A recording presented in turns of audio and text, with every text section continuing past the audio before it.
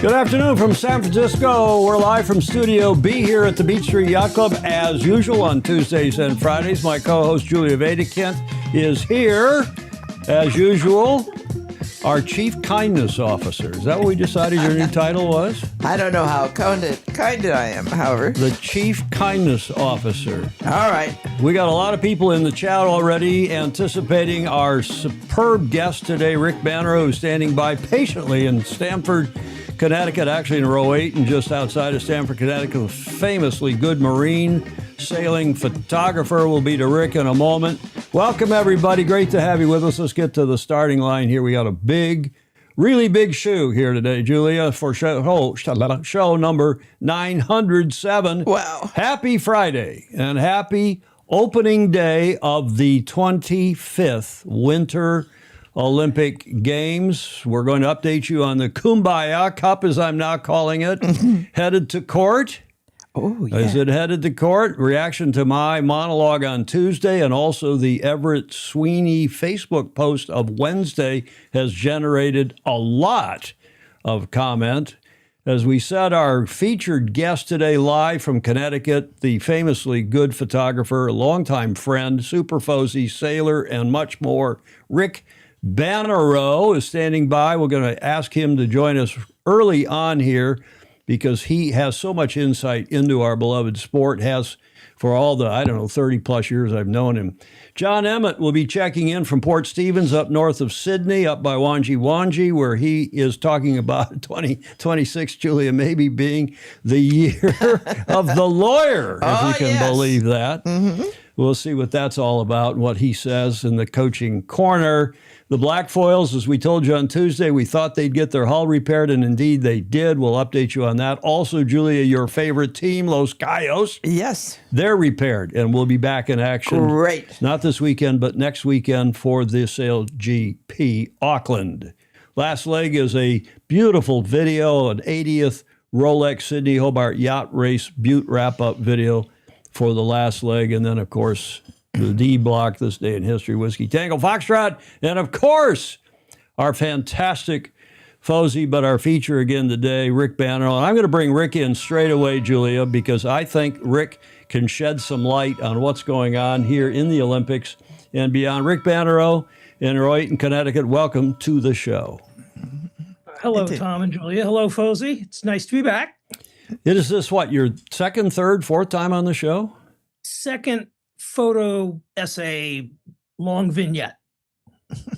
These are very popular segments. People love to have photographers, good photographers on and showing us your stuff. And your stuff is from the last couple of years, 2024, 2025? Mostly 2025, a few 24s thrown in when the weather hadn't cooperated with light or wind. Okay. Well, welcome again to the show. It's sad day. Rhode Island Rover is reminding us. Did you see, Rick, Julia, that the Castle Hill, the inn at Castle Hill, caught fire overnight? No. And that's the bad news. The good news is that it's not.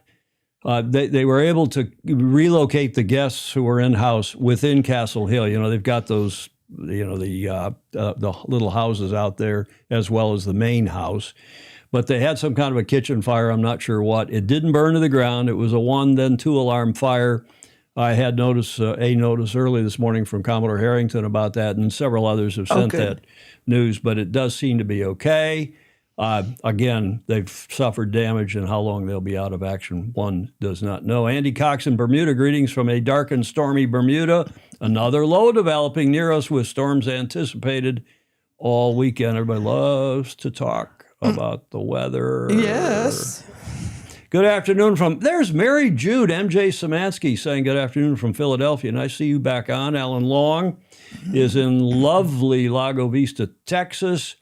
Larry Kennedy in the FIDI, the Financial District of New York City. Florida has falling iguanas. We have exploding manholes. Well, that reminds me of a joke, Julia, but I won't tell it. Thank you. Bannerot would think more poorly of me than he already does. Peter Rechenberg in Geelong outside of Melbourne in Australia. And who else? Laser Masters, Salamander Bay, Australia. That's Pedro Foiling Sailor, also in Australia. Chris Exley, hello, Drury, Chile, Salem, Mass, and lots of others checking in from around the globe. Nice to have you all with us for today's show. And Julia, what are we celebrating today? The Winter Olympics. Exactly. And I don't know if you all were watching it. I was watching.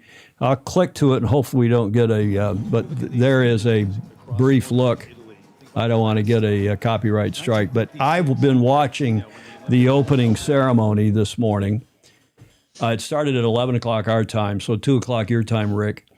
And I've been watching it on our cable, the NBC cable channel Peacock, the streaming channel. And I must say, I think, as good an opening ceremony as I've ever seen. It's beautiful. You didn't see any of it, Rick? Julia?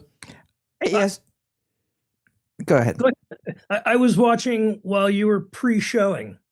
Oh yeah, I had it on before we did our tech check. So when you came on, you would have seen some of it. But I mean, it was, I think, fantastic. And bravo Zulu to everybody involved. It will air tonight in most venues, most locales around the world at, tell me what, prime time, 7, 8 o'clock your time. Here on the West Coast, rather, at 8 o'clock our time, it'll air. And I guess 8 o'clock on NBC, tape delayed on the East Coast, and probably most other, as I said, locales around the world. But I've been watching on the streaming service. Here's 7 things to know about the 2026 Winter Olympics, courtesy of PBS News. The 2026 Winter Olympics are upon us. Here's 7 things to know. 1. This year's games are duly hosted between Milan and Cortina d'Ampezzo, a ski town near Italy's border with Austria. This is Italy's 3rd time hosting the Winter Games and Cortina's 2nd, but the opening ceremony and the events will be spread out across northern Italy. 2. There will be around 2,800 athletes representing more than 90 Olympic committees, competing across 116 events in 16 disciplines. 3. Team USA is sending 232 athletes, our largest contingent ever. Our youngest, 15-year-old free skier, Abby Winterberger. Our most seasoned, 54-year-old curler, Rich Runin. All eyes will be on the U.S. women's ski team. Lindsey Vonn returns to the Olympics after coming out of retirement, a partial knee replacement, and a crash in her last race before the Games. She'll be joined by fellow superstar Michaela Schifrin, 2 of the most decorated alpine skiers in history. U.S. skater Maxim Nomov will compete after his parents, also his coaches, were killed in the 2025 mid-air collision between a passenger plane and a military helicopter in Washington, D.C. The plane was carrying many in the skating community home from a competition in Wichita, Kansas. 4. For the first time since 2014, NHL players will be allowed to compete. That means we'll see stars such as Sidney Crosby and 145 of his colleagues suiting up for their respective nations. 5. Women will make up a record 47% of athletes at the 2026 Games. Plus, this Olympics features 50 women's events, the most ever. And when you count mixed contests, women will compete in more than half of all events. 6. There is a new sport this go-round, ski mountaineering. Also known as skimo, racers ascend a mountain first on skis and then by foot before skiing back down the mountain. There will be both individual sprint races and relay races. And to be honest, it sounds exhausting. 7. 13 Russian athletes and 7 Belarusian athletes will compete as individual neutral athletes. Both nations remain banned due to the Russian invasion of Ukraine, which has been supported by Belarus. The athletes had to be individually approved and cannot have, quote, actively supported Russia's war efforts. And they're all individual athletes, not teams. That means no Russian hockey team.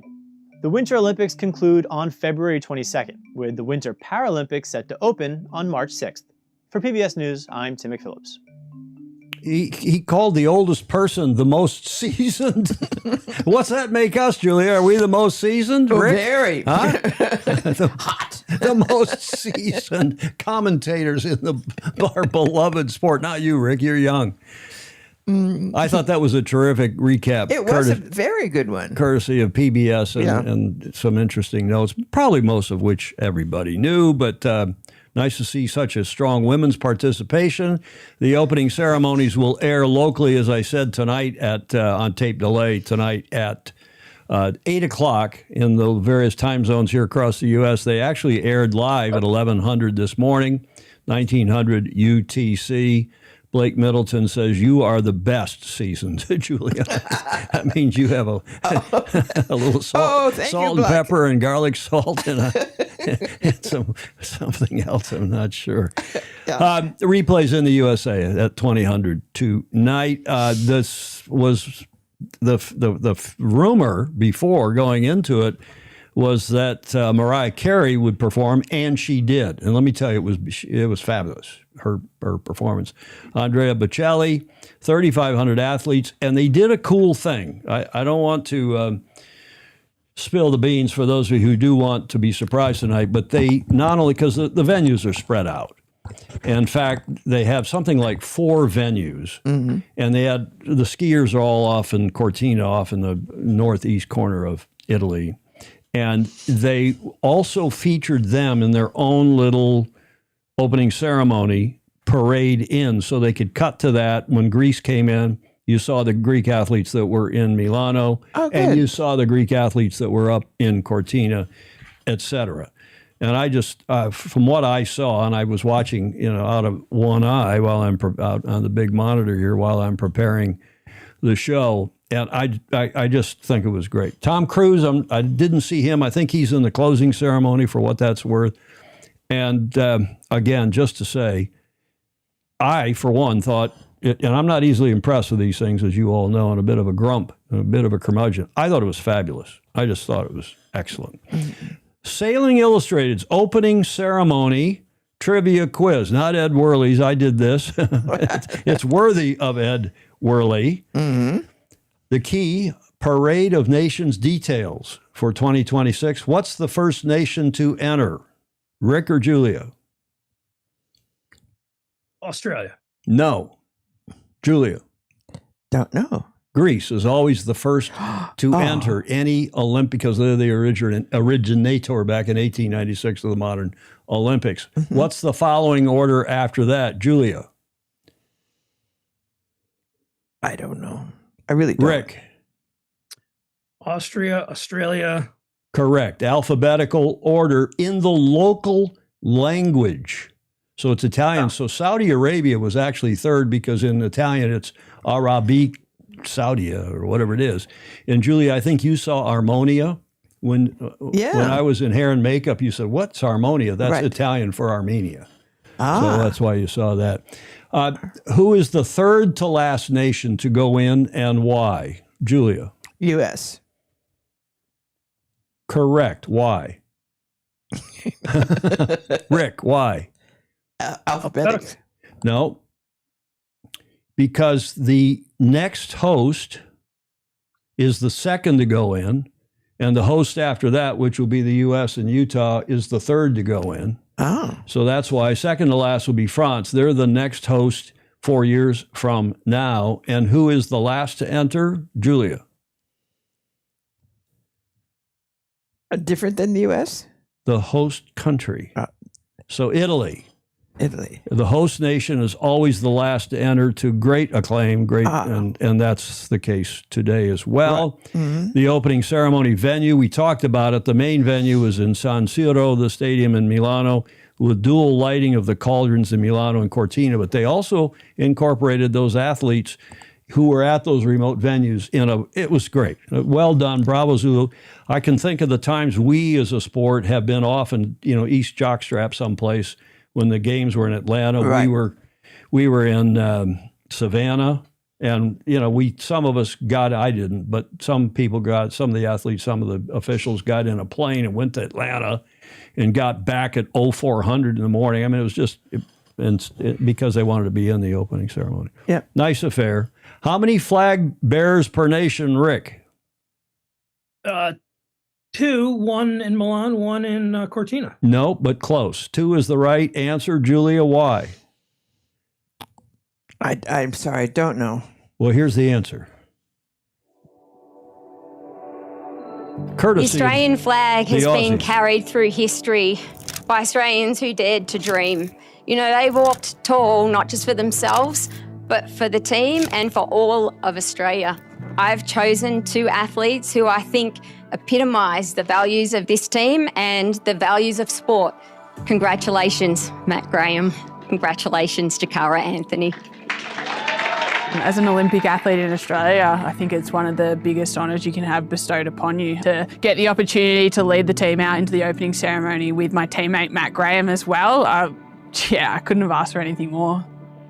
I think about the flag bearers in both the Summer and the Winter Olympics. They're all sporting icons and sporting heroes from Australia, and a lot of these people I looked up to as a kid.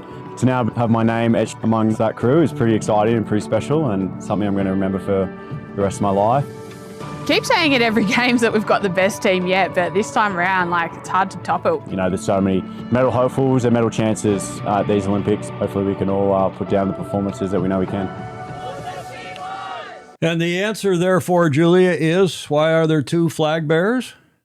Men and women. 1 male, 1 female. Exactly right. Thanks to the Australian Olympic Committee, the AOC, I believe it's called, for that nice video. And then do you remember this slide, Rick and Julia, from Tuesday's show when we talked about this guy who's a Norwegian gentleman in show 906 on Tuesday, and I said he was the first ski jumping gold medalist in action. Jacob Tullen Toms soars through the air, attracting dozens of onlookers as he competes on the 4th of February. Remember, it was this day in history segment from Tuesday's show. The Norwegian athlete who won the first Olympic gold medal in ski jumping is captured here using a technique he created called the Konsberger. See the tips of the skis in the back? Together and leaning forward and trying to get some lift from his body and skis, which is still widely used in the sport today. Very smart. And here he is for another reason. I did not know it at the time, but thanks to Clark Chapin, I do now know it. Norway's Jacob Tullen Toms, who became the first ever Olympic ski jump gold medalist in 24, he then won his 2nd medal as part of the Norwegian yachting team in 1936. What do you think of that, Rick?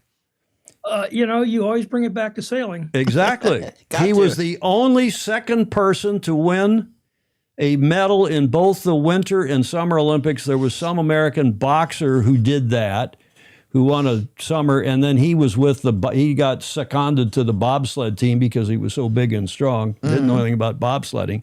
And he was apparently the first such medalist. But this guy, this Norwegian, Norway's led the way in the Winter Olympics, as you know, in terms of medals. He won a silver medal crewing in the 8-meter class in the days when there was an 8-meter, a 6-meter, a star, and a little boat called a yali, which looked like a fin. It was a single-handed dinghy. Thanks to Clark Chapin for that little tidbit. Now, you three... You think it's possible for me to get through an Olympic segment here without talking about penis gate? Have you been I was wondering if the Norwegian skier had been enhanced already. have you been reading about this? No. Julia. Yes. You have, Rick. You get it. Okay, so look, you would think poorly of me if I didn't get into this. The Wall Street Journal today covered the story, as has every other major publication, with this headline. Oh, my goodness. The Olympics can't stop talking about Penisgate. The games hadn't even begun when Milan was plunged into absurdity by speculation about ski jumpers injecting themselves below the belt to enhance their performance. Julie's wiping her brow. I read the headline and thought, enhance their performance. Well, how does that enhance their performance? Well, as usual here on Sailing Illustrated, we'll get to the answer. A controversy erupted in ski jumping last year when the equipment tech of the Norwegian team was secretly filmed making illegal alterations to suits, to those ski suits.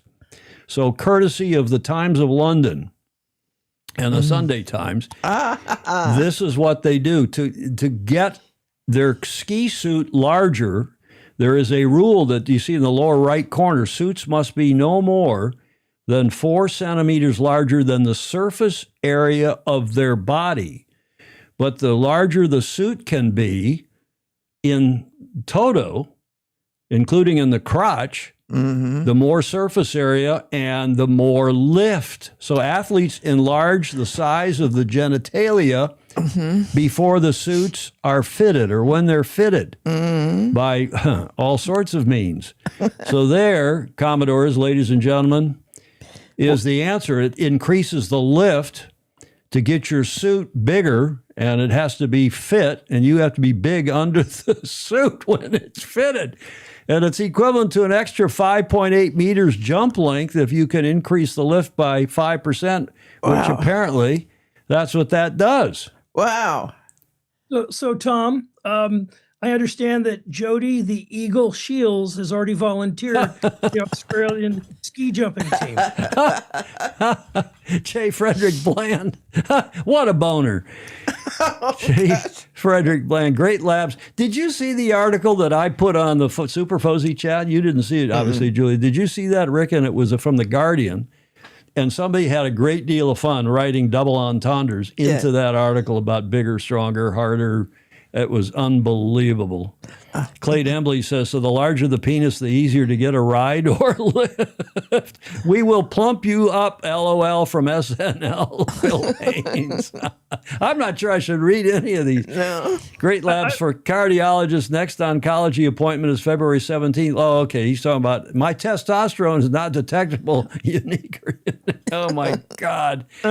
So It certainly opens the possibility for trans athletes with men competing in the women's ski jumping. Hey, that's good, Rick. Yes. That's good. Speaking of which, did you see that Algerian boxer who finally had to come clean, was tested, and they did some more testing, and does in fact both have an X and a Y chromosome.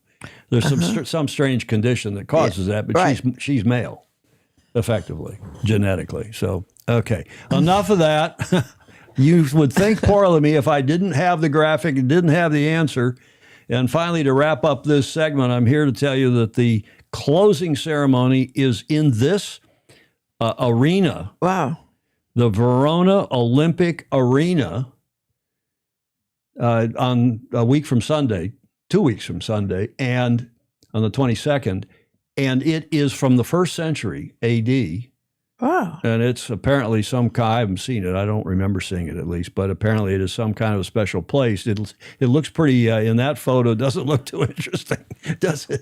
But it's apparently going to be gussied up, and that is an artist's rendition of what the closing ceremony will look like in that historic Verona Arena. Wow. On the 22nd of February. Okay, and then just to wrap this up, as usual, I like to have a video to keep Julia off my back so that I have a proper video courtesy of the BBC. Mm-hmm.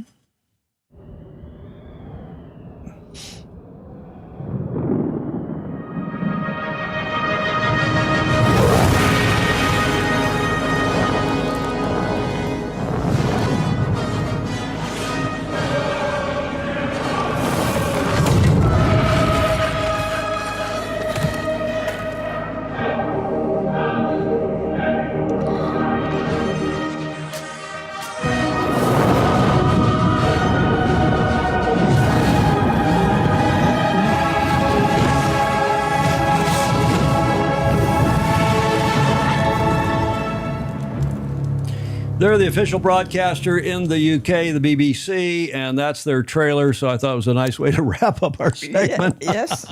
On today's, what we're celebrating today, the opening of the Olympics, the Winter Olympics, the 25th edition thereof. Alistair Murray says that he was in Verona, in the Verona Arena, for the opera last year, and it was beautiful. Oh, good. So he gets around, that He does. Alistair Murray. He does. Okay, let's get to the America's Cup. I promised you we'd give you an update after Tuesday's show. Some would call it a rant. I would call it a monologue about the Cup on Tuesday.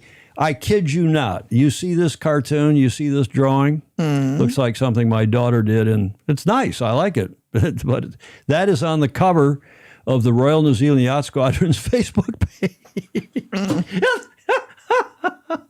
Come on, Rick. Can you believe that? With all the criticism they're getting, and they put maybe they got a better sense of humor than I realized. It must be the Commodore's granddaughter's painting. Well, it's now what we're calling the Kumbaya Cup.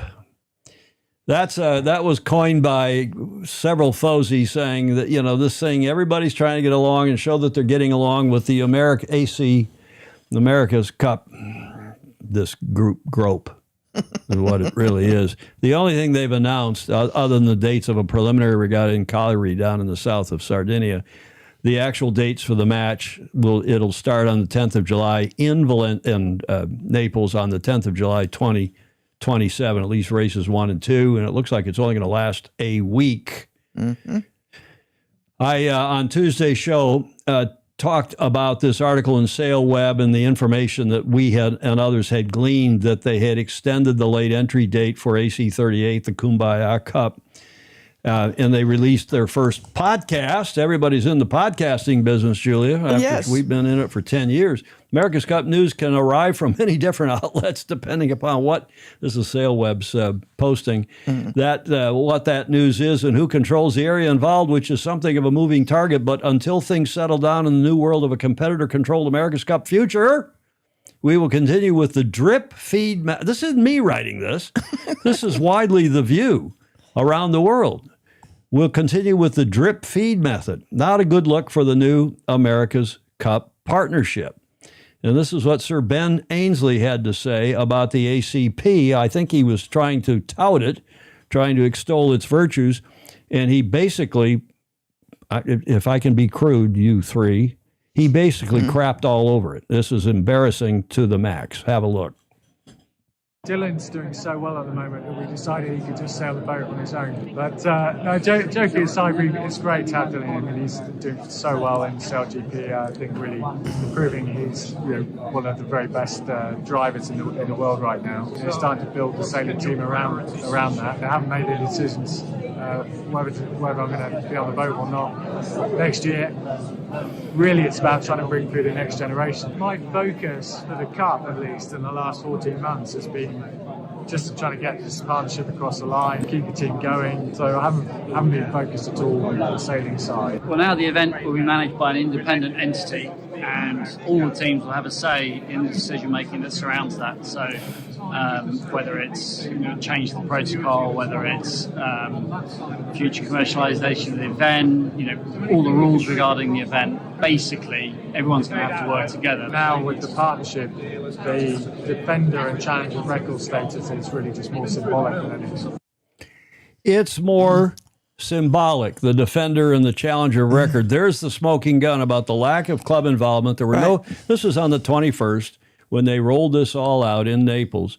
And now with, quote, now with the partnership, the defender and challenger of record status is just more symbolic than anything. That is a tacit admission from Sir Ben, who is representing ostensibly the Royal Yacht Squadron and the challenger of record, that they have eviscerated the deed of gift. I'm repeating what I said on Tuesday, but there it is from the horse's mouth. Several of you asked me to play that again. Complete and utter disregard for the deed of gift going forward. What sort of status does the defender hold when you've got an equal voting sort of setup now? It's an equal voting setup. There is a protocol which was agreed with the challenger of record. It's in place for this time. Next time that protocol will be agreed by all the teams. The defender has no more right than any other team in the organisation of the event. Can American Magic maybe join next time round for their partnership? I mean, the best example is what's happened on F1. And we're hoping that that's the same process that in next cycle or the cycle after, the value for the teams will be increasing. It'll cost more to join, but the franchise will get more valuable. And are there plans for there to be more sort of year-round racing, sort of like how SailGP is doing it? Never try and be SailGP. This is not SailGP. The Champions League and the World Cup can exist in harmony with each other. So we always need to stay unique. We always need to stay unique. I call him the Undertaker. The black Louis Vuitton suit, the black LV tie. It really is unbelievable. They're trying to set up a franchise system. Not any club from any foreign country can challenge, but a franchise system. And if you're in this time, you're going to have more clout than the next time. It's completely, again, and utterly contrary to the deed of gift. And Mr. Dalton, I'm sure, knows it. And that's why his body language and that just was not very limited. It was not very positive. No. In any event, that from a couple Wednesdays ago, the 21st of January, I assert it's a day that will live in America's Cup infamy. But wait, there's more, because on Wednesday, that was stuff I aired on Tuesday's show this week. On Wednesday, this showed up on Facebook, a post by Julian Everett, who's an esteemed yacht designer in the UK, and John Sweeney, who's been involved in the Cup on and off for years here in the U.S., here from the Bay Area, and is a semi-retired tech exec with a lot of money. And he asserts in this post on Facebook that a sailing link somewhat shorter than 44 feet is what the AC-75s are carrying, because they're up on the foils, on the T-foil on the rudder and the leeward foil arm. Now, I don't necessarily agree with him on that, but his thrust is that the America's Cup isn't just dying, it's being run illegally. The America's Cup is not merely a sport in decline, it's operating outside the deed of gift that governs its existence. This is their Facebook post, the two of them. Since the demise of the International America's Cup class at the 2007 Valencia Regatta, the Cup has careened into a high-speed foiling spectacle. Some celebrate it, most sailors do not. But aesthetics and nostalgia are not the real problem. The real problem is legal. The current holder of the America's Cup is running the event in material violation of the deed of gift and the New York courts, and the only courts with jurisdiction and have a duty to intervene. I intend, John Sweeney says, and as I said, he's got plenty of dough, I intend to ask them to do exactly that. His final paragraph, I'm just excerpting. This whole thing, by the way, is posted on my Facebook page. I shared it to my Facebook page on Wednesday, but so you can go back and read everything that the two of them had to say. A final word. New York Yacht Club has a responsibility here. Silence is acquiescence. The America's Cup does not belong to flying machines, sponsors, or television formats. It belongs to sailors and to the law, meaning the deed of gift, I assume, that created it. Someone has to enforce that law. Signed by John Sweeney. And as I said, that was a post on Facebook by Julian Everett and John Sweeney on Wednesday. I put up the full deed of gift on my Facebook page. So those of you who want to go read it and think through this, the America's Cup deed of gift, the current edition as amended, this is the edition since it's really what we call the third deed from 1887. It was amended in 56 and in 85. And there's some confusion on the parts of some of you who think that the clause in the deed that says you can agree anything by mutual consent, that is simply not true. It's a widely held misconception. You can agree to different conditions of the match other than the default provisions which are in this deed. That is the number of races, the course, the length, yada, yada. But you can't change the basic tenets of the deed of gift. And this has been held both in the 1988 and in the 2010 court cases in New York. And I think I'm still the only person on the planet who was involved in both of those, to say nothing of having won both of them.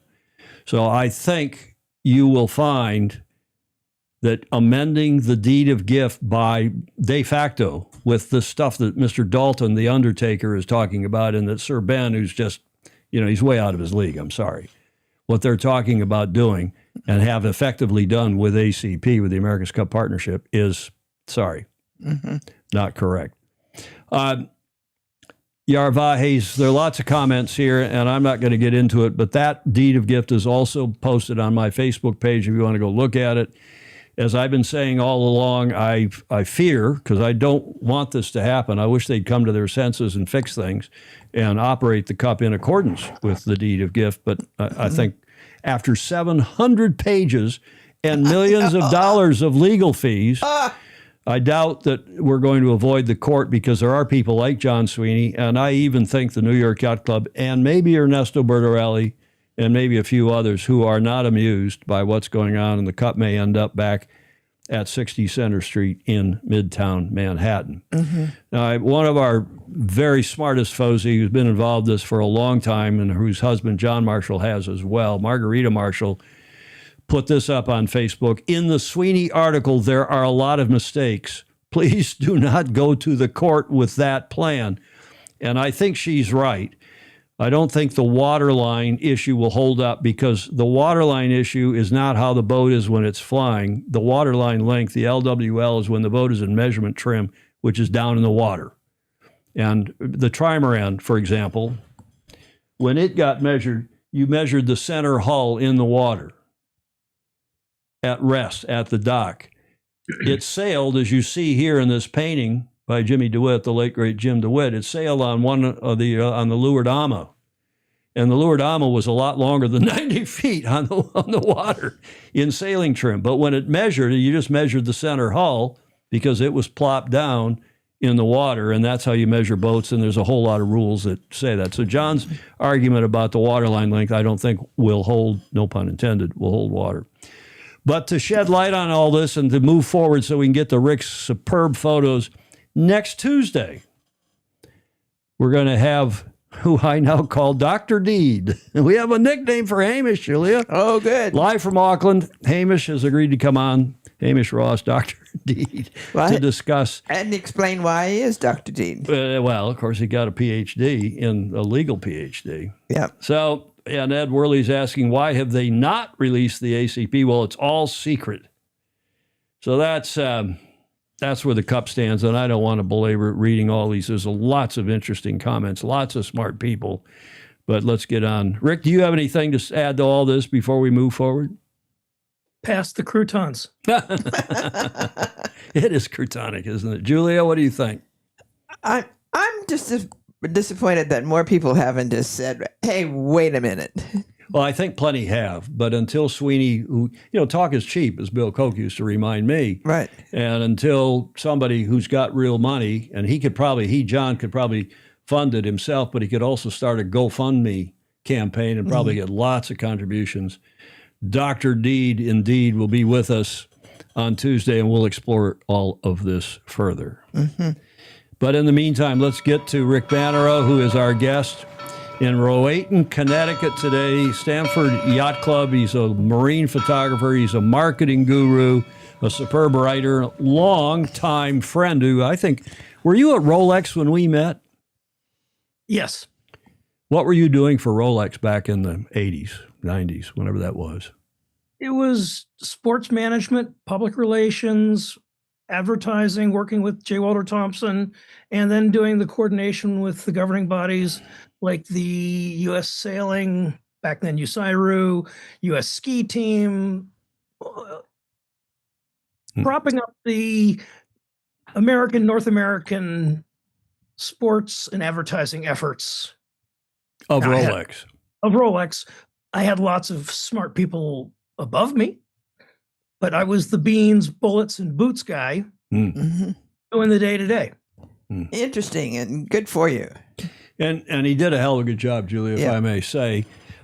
You've been a member of the Stamford Yacht Club for what? Almost 40 years. 30-some-odd years, late 40 years. You've been a photographer. You use Nikon, if I remember well.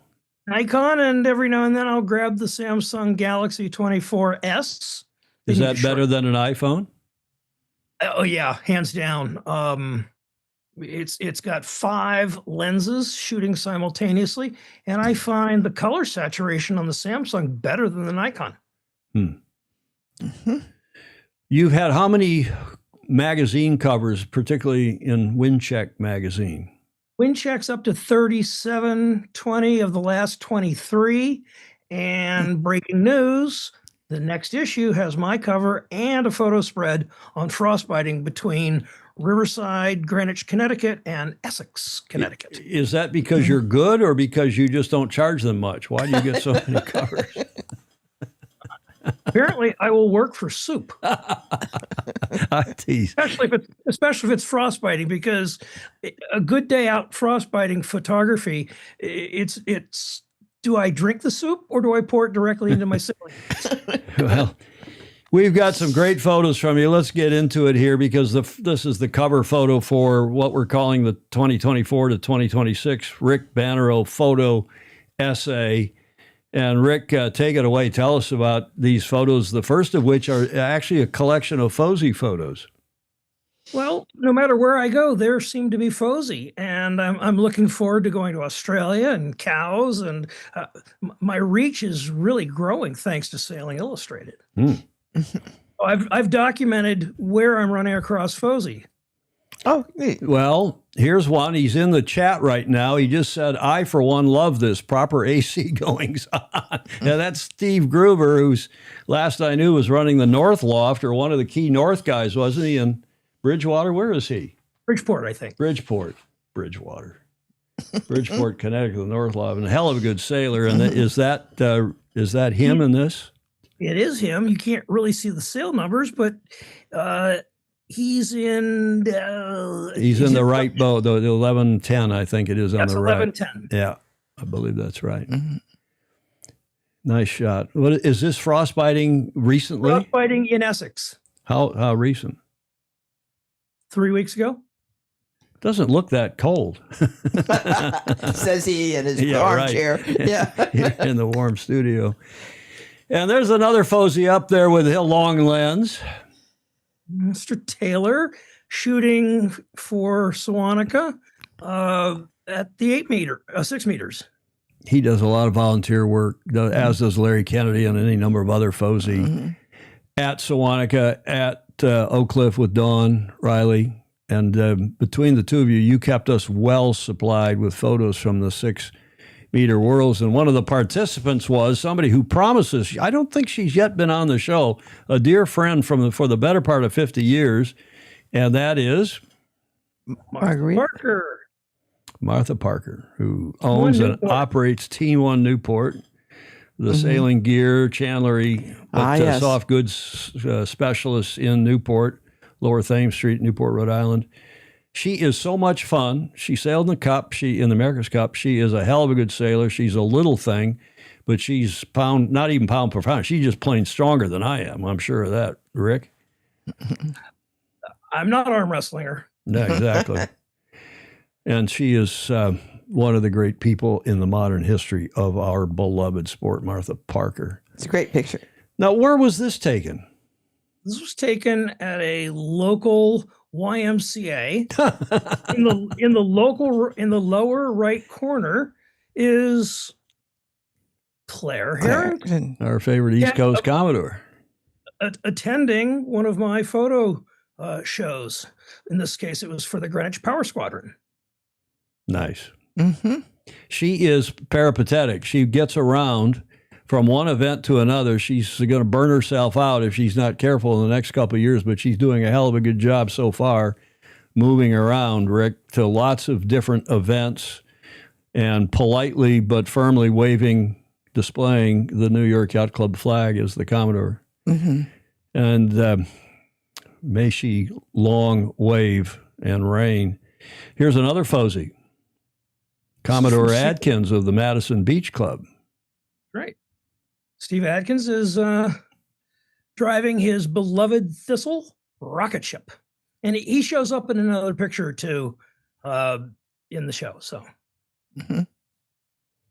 Cedar Point was running, I think, 7 different classes on 3 overlaid courses with slightly different marks. And the mark set bots decided to go off on their own. It was a fuster-cluck of high order. How they didn't get a moosehead is beyond me. Explain what a moosehead is. A moosehead is a varying degree of screw-up by race committees. At the end of the sailing season, they get together and award humorous and embellished stories about things that didn't quite go as planned. This is all the clubs on Long Island Sound, the Yacht Racing Association, the YRA of Long Island Sound. Is it still YRA or is it the CSA now? It's the YRA of Long Island Sound, but the Mooseheads are an independent group within all the yacht clubs. Oh, they are. So it's not just the YRA, it's any club on the Sound, and they get together and have some fun. A lot of fun. There's a lot of moose milk. What is moose milk? Moose milk is usually the first of a variety of cocktails. It involves, I think, gin and milk, which tough stuff today. But it's a day-long event, and everybody comes over by boat for the most part. And commissioning's done, everything's done. This is kind of like the last gasp for the committee boats, but they all come in full mufti and enjoy each other. But at the same time, they're learning and hearing about situations that occur that may cause them to think in the future not to send two different classes to the same mark with directions around to port with one and to starboard with the other.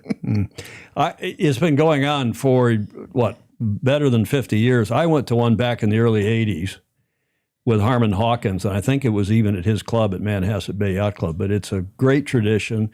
And there probably ought to, more areas, more regions, more groups ought to get together and do something similar, because it's... I think there are many yachting groups that have a similar year-end celebration of this sort. The Grand Moosehead winner gets a full-on moosehead, stuffed taxidermied moosehead, and they must display it with the citation in a prominent location for the following year in their club.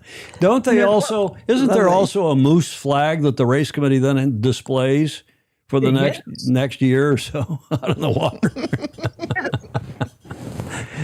The beatings will continue until morale improves. That's Clark Chafin's favorite lines. Okay, let's go back to the slides. Here's one of our favorite Fozy. Miss Dawn sailing Mischief, an absolutely gorgeous 1928 classic yacht in the Classic Yacht Regatta. With Oak Cliff students, no doubt, Acorns and others.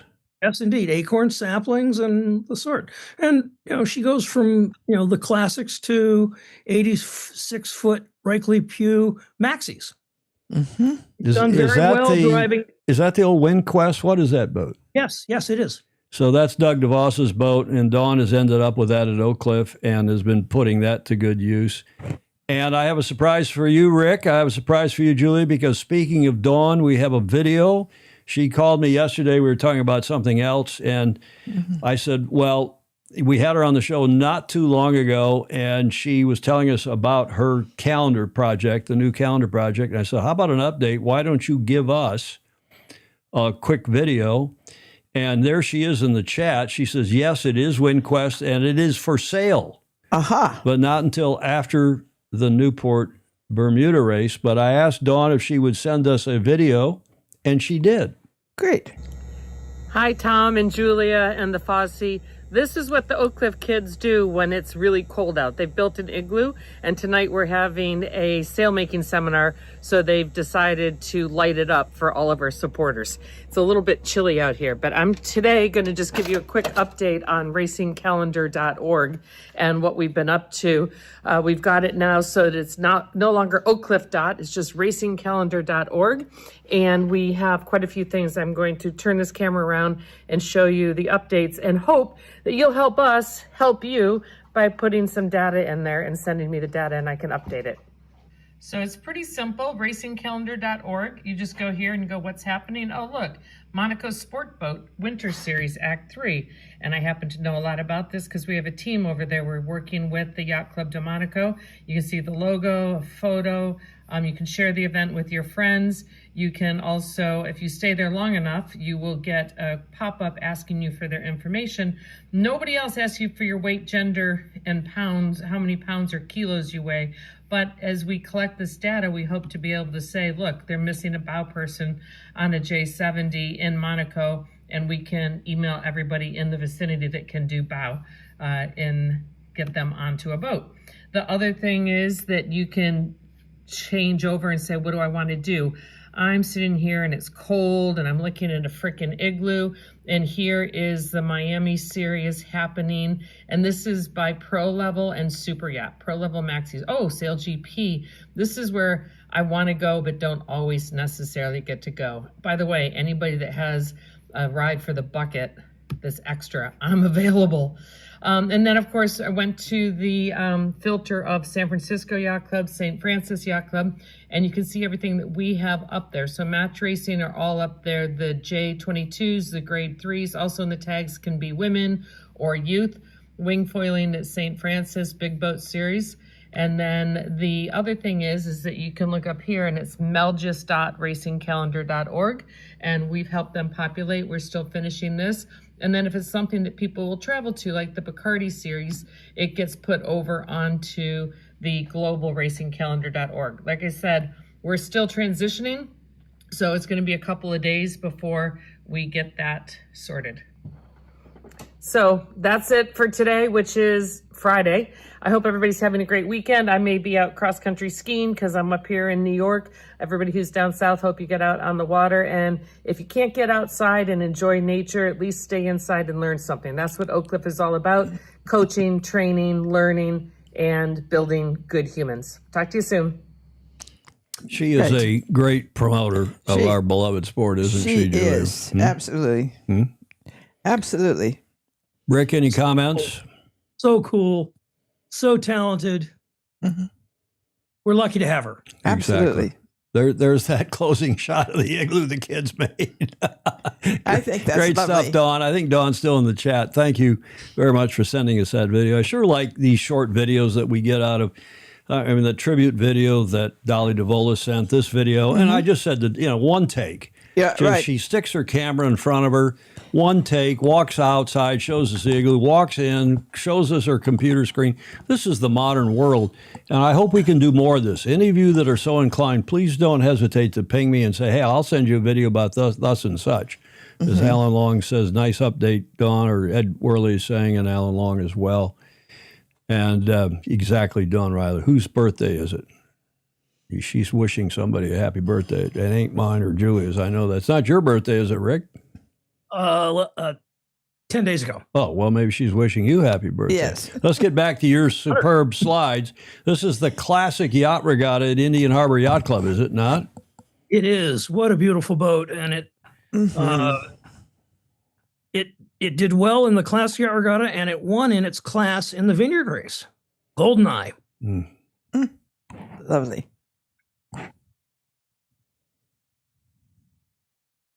That the same? Same yacht? No. Anything you want to say? We're in no time pressure. We can say as little or much as you want. We can speed through some of these.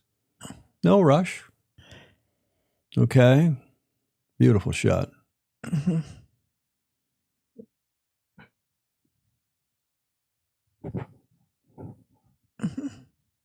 believe that's Spirit, if I remember correctly. There's Goldeneye with Dawn in the background. Wow. People forget how much actually goes on that is not Grand Prix stuff that we cover. That's not the Olympics, not Sail GP, not America's Cup. And this is the heart and soul of our sport. Look at this. Right. That is one monster classic yacht, Sunlay. How long? She's got to be 120. She's huge. Gorgeous. I love the red spinnaker and the red shirts and the red stripe through the portals.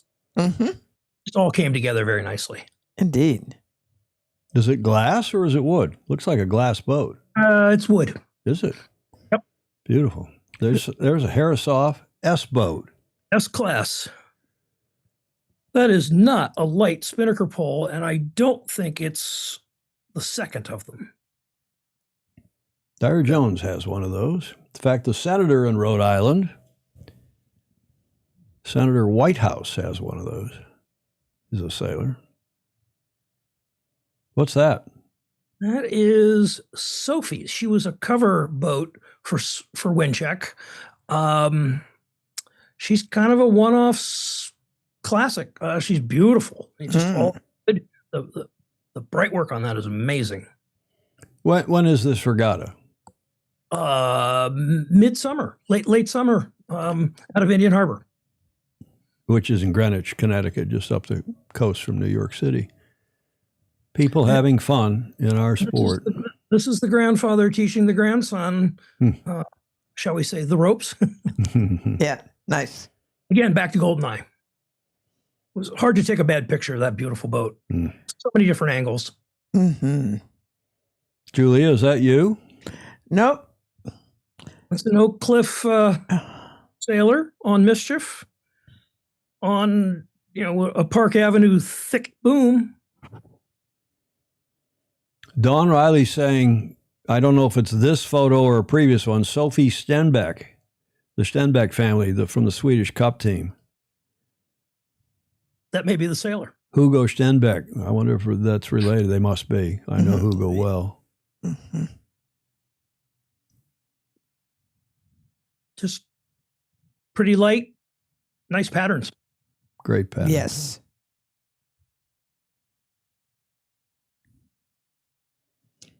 Mm-hmm. In fact, Don Riley now, Don saying on the boom was Louise from Monaco who was doing some cross training. Uh-huh.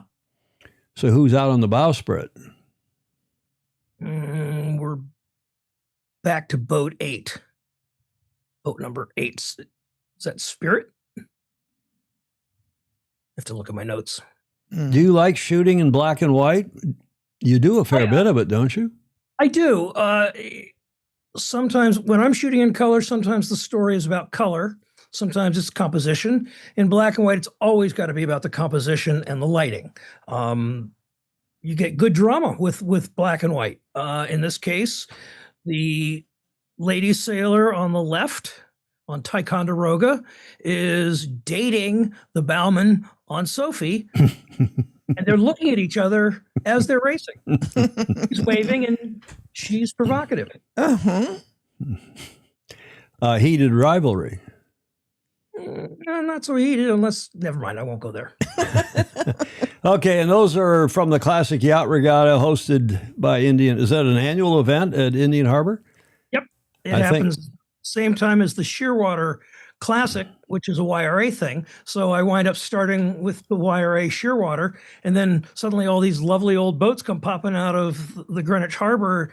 And so I've learned to shoot Shearwater quick and then go linger on the beauty of those classics. Yep. Julia, would you speak to the graphics department? Indian Harbor is not spelled like it's Boer. H-A-R. It's no U in it. Mm-hmm. I may have done that. No, I did it. I fixed it in one. Okay, now we're getting to another. I'm not sure I told you I had this segment in of your slides, but this one, I love these slides. Rick, this is Dr. Rick Dorr, is it not? Yes, it is. He is our last silver medalist in the Paralympics at Rio. Uh-huh. And he is routinely seen in his sonar adapted for his paraplegic needs. And he was at the Sonar North Americans, and I took advantage of the opportunity, knowing the interest in Paralympics and trying to get it as an exhibition sport in Brisbane. So I'm always happy to highlight accomplished sailors in the para world. Mm-hmm. This is at Norotan Yacht Club. Yes, it is. Blake Middleton back on Big Ticonderoga. So awesome to see Ticonderoga still racing. We had her 1974 sister ship Victoria at Stanford University, Julia, for about 6 years on SF Bay, pure magic. But back here to the sonars and the Paralympian, this you said is his simply as a conveyance, his wheelchair, from his car to the dock. That's it. He it's just a tool. This is so great. And Yes. we've got some good news coming up after John Emmett's report about world sailing and progress on our mission for over a year now, shared by a lot of people, led by the Aussies in world sailing, to get sailing back somehow, some way back into the Paralympics 2032. Got some news on that. Good. And Beautiful photo. This is the same guy. That's the good doctor, and he has USA on his bow from his Olympic campaign, and they sailed it. He sailed the sonars in the Olympics, in the Paralympics. Is the sonar normally a tiller boat? That is more for him to cross from starboard to port. Okay, so that's a handhold. That's not a wheel, and he's still got a tiller. Okay, I can see the. I do believe so. I think we can see the tiller back there, and then this is up here is just a handhold. He can kind of haul himself across. Exactly. From one side to the other. Sometimes you see the paraboats where the seat pivots back and forth. In this case, he's able to pivot from one side to the other with grabbing that aluminum rail. Yeah, I think Steve Atkins is confirming that in the chat, so he would know. Great stuff. Dr. Rick Dorr, silver medalist in the Rio Paralympics. And thank you, Rick Bannerot, for including that in your selection of photos. Now we've got an Opti. I love this Opti section too. Now we're going to the kids, and you have captured the joy, some of the challenges, but the joy of these kids in the Junior Sailing Association of Long Island Sound. We used to call it the JYRA, the Junior Yacht Racing Association. I wish we still did, but the Junior Sailing Association of Long Island Sound. There's all the clubs getting together to have junior racing, among inter-club junior racing. Is that correct? All over the place, and this is the qualifier for U.S. Sailing's regional, the Cannon Cup. Look at this. Oh, that's great. That's a kid at 8 a.m, and she's going to need that 11 more times. Because she's so fair-skinned. Look at the freckles on Mom. So Mom knows where the daughter's going. Milford Yacht Club? Yeah.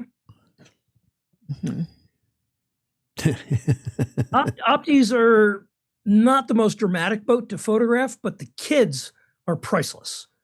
This is what you see in front and back. You have them turn around. I love this. I absolutely love it. Smiles, all smile. Back on the sonars for a sec. Andy Kostanecki, the late great Andy Kostanecki, we talked about him in the context of the getting ice boating into the Olympics. He was on or led, I can't remember the working party we had, and Andy also developed the parasonar for his son. One of his sons was challenged physically. These are all great photos. Mueller is saying, thanks, Fritz, down in Miami. Yeah. And they are. Look at this one, Julia. Why don't we send that lot to the committee making its decision? You mean about the best photos? No, about including them in the that's we should. You're right. Ed Worley asked you a question: film or digital? I left film back in the mid to late 80s. Digital, just so much easier to work with. The results are right there. You don't have to go and soup the film. You got to have a team that is going to develop it and then go through it and get. With digital, I mark them as I photograph them when I know I get a good shot, so that I can find them quickly when I download them, and then off they go to Sail Newport. They go to Windcheck. They go to the Larchmont newsletter. So it just speeds everything up, and it helps with the workflow. So you've gone digital and really haven't looked back. Exactly. I miss the film. There's a richness to film. There's no question. Yeah, Steve Atkins is saying film is dead. And Alan Long is asking, have you ever worked with infrared photography? I tried a little when I was in Australia between high school and college, and I didn't have the budget for it. I was just an exchange student. But I do still love my Vegemite. I love it. I can't wait to go get some fresh Vegemite. Thank you, Alistair, for the offer. Don't we I'll have, be there. Don't we I'll have some Vegemite here in the back? Yeah, we do. Yeah, you do. Yeah, you do. That probably came from Peter Stevenson, the Vegemite here. Yeah. I'm sorry, I'm a peanut butter person, not a Vegemite person. I like Vegemite with my peanut butter on you toast. Do? I do. You mix the two? Yes, I do. Man, you're weird. I got to try that. They don't do that. They don't do that in Michigan or in Stanford. Well, I'll tell you what, I never criticize something before trying it. I mean, I don't have to jump off the cliff to know I don't want to do that. Dolly was pushing, Mount Gay, extra old. If you're going to drink rum, you got to go extra old Mount Gay. If you're really, I agree with him. You do? Thank you, Jody, for the inspiration. Okay. Back to the photos here, the drinking show with the sailing habit. Mm-hmm. The kids are having fun. That's parents. Those are opti-moms. Are those all moms? Well, the moms are having fun too. No, they're not having fun. The good news is they're doing the boat. 5 minutes later, they're probably haranguing their opti kid. That's probably the biggest common complaint in the opti world are opti-moms. Are there opti dads? I mean, I know there are, but are they? A few, but they're not difficult. No, because they tend to be involved in the drop off, go off to work, come back at the end of the day and put the boat back on the rack or on the trailer or in the back of the Suburban. So. Mm-hmm. Where's that? This is Stanford. This is the all Cannon Cup for the most part. Again, I love the graphic quality that occurs. And being a late midsummer, almost never has much wind. It's always a drift fest, which is that has changed too, as you know, having sailed there most of your life. Where did you start sailing? You were in the South originally, weren't you? The little sailing I did was sunfish and sailfish on a little mountain lake in North Carolina. There was a summer spent up on Lake George. What were we? Comets. We were sailing comets. Yeah. I was in first grade. I was just a passenger. I didn't. But the point is, on Long Island Sound, when I was sailing there as a kid, in my teens, I guess, and Bruce Nelson and Claire Herring, all these people who sail grew up on the Sound will tell you that they paved Paradise and put up a parking lot. Who was that? Who sang that song? Joni Mitchell. Joni Mitchell. And of course, when they paved Long Island, the southerly is the sea breeze. And the southerly used to come across Long Island and then go on to the Sound. You had a pretty decent, stable, light, but still stable sea breeze in the summertime. And as Long Island got developed over the last 50, 60 years, now the air comes in, rises over Long Island, and keeps going into Connecticut. And there's very little wind now on Long Island Sound between Long Island and the Connecticut shore. So it's quite a bit lighter now than it was. Is that not the case? 100% true. I first read about that. Dick Rose writing in a column 35, 40 years ago in Sailing World, discussing exactly that and how the normal snow line, when we do get a storm, is for the most part the real accumulations to the north of the Merritt Parkway, which is about 5-6 miles inland from the coast. Yeah. Same in SoCal, in Orange County. Andy Rose and the gang down there, Tom Purcell and others will remind us that it used to be breezier down there until whatever has happened in Orange County with all the pavement, all the buildings, all the parking lots, all the 8-lane and more freeways and interchanges. So, but there's a bit of a debate here. I don't think we're debating. Pretty much everyone agrees on this lack of sea breeze in some parts of the world these days. They paved Paradise and put up a parking lot. Da, da, da, da, da, Yes. da, da. Alistair Murray says, and Ted Ryman are saying, Vegemite is better. And Ryman says, no, never. Marmite is better. Now, I want to know, Rick. I'm all Vegemite all the time. Marmite is just disgusting. What is disgusting about it? It's not Vegemite. What's the difference? It's not Vegemite. Yes.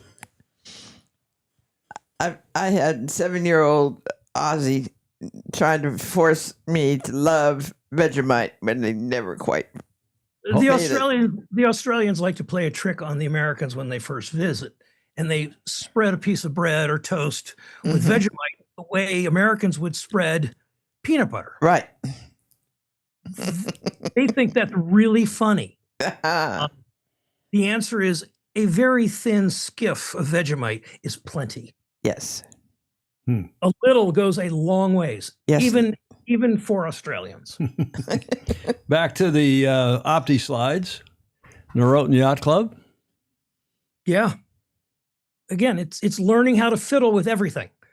And either you wind up the rest of your life as a fiddler, or you learn how to get it rigged and get on the water. So, Is it true men like things and women like people?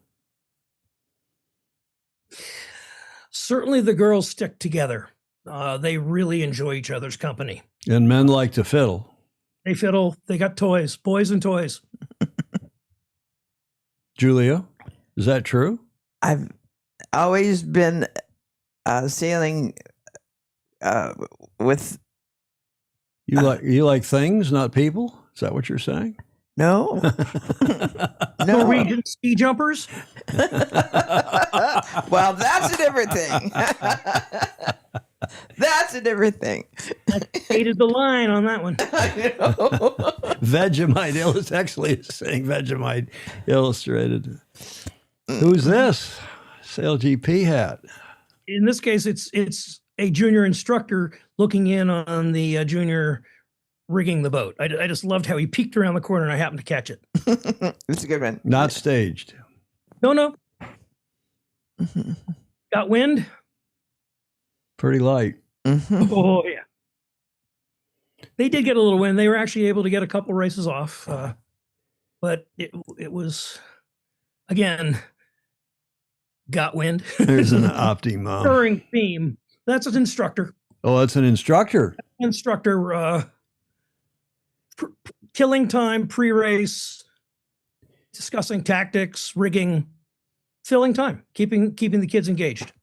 I want you to notice that I did not crop that image and blow it up more full screen because I recognized what you were doing there. I think I did. Yeah. The shadow. I the worked shadow hard. knows. Yes. Or the reflection knows. Yes. Yeah, I spent a ton of time formatting for the 9x16 horizontals, but I knew that the north-south, it was pretty much spot on and didn't need editing, didn't need cropping. Beautiful. Right. Yeah. Lovely.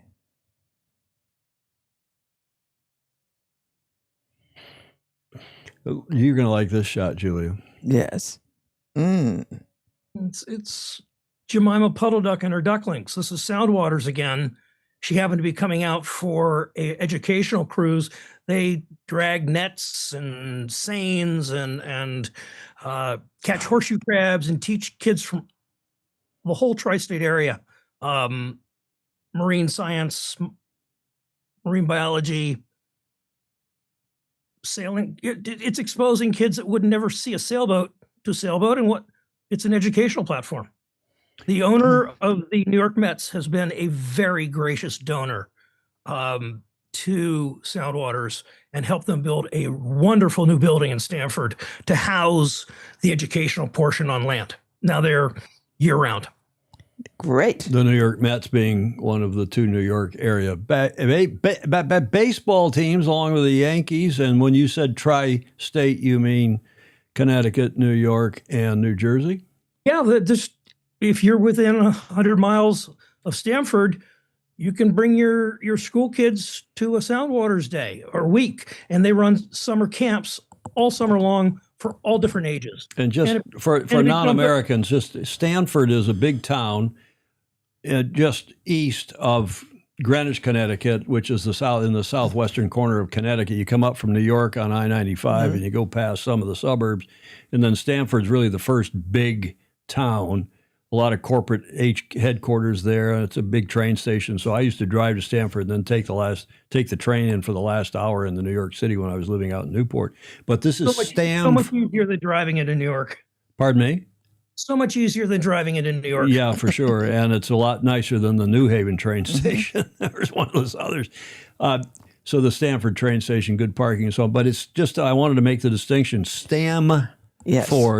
We joke with Julie all the time about Stanford University, which, of course, where Blake used to coach, where you went to school. Down on the peninsula. David James, who's on here, went down to Stanford University down on the peninsula in Palo Alto. It's actually technically in Stanford, not Palo Alto, but we all call it Palo Alto. We do? The PA. Look at this. Yeah. There's a starting line. It's starting line. That would be the red and blue fleet start. We're going to see the white fleet start.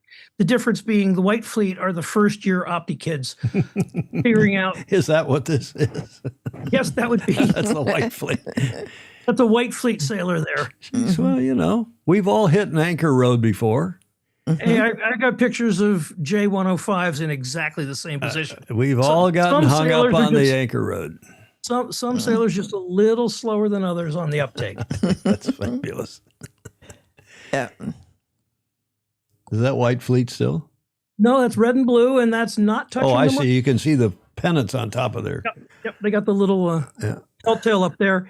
And that's just a beautiful rounding, keeping the boat heeled, less wetted surface, and not touching the mark. Well, it helps the boat bear away without using so much rudder. Yep. I don't think there's a whole lot of rudder in the water right now anyway. It's just fantastic what these kids learn, self-reliance. Decision making. And if they make a bad decision, the coach goes, how did you do what you did? Are you going to do that again? And the kid has to sort of parse through the process. And once they figure it out, they move up the ranks. If they never figure it out, they take up tennis. Yeah.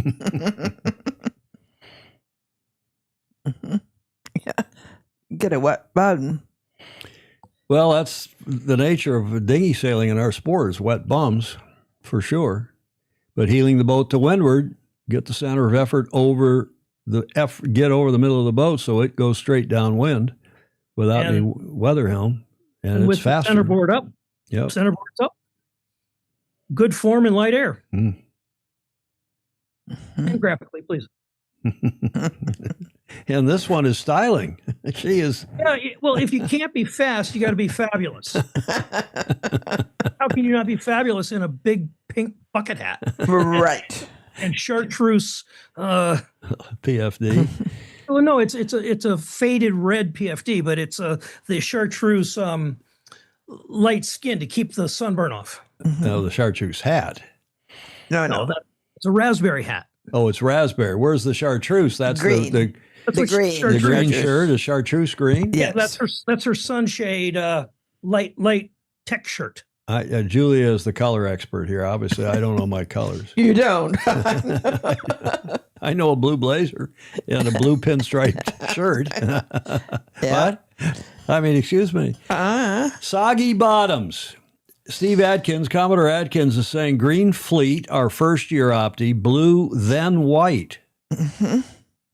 It changes by area association. Okay. Well, there is on one of your many covers, this in August of 2025 on Windcheck. Tell us about Windcheck Mag.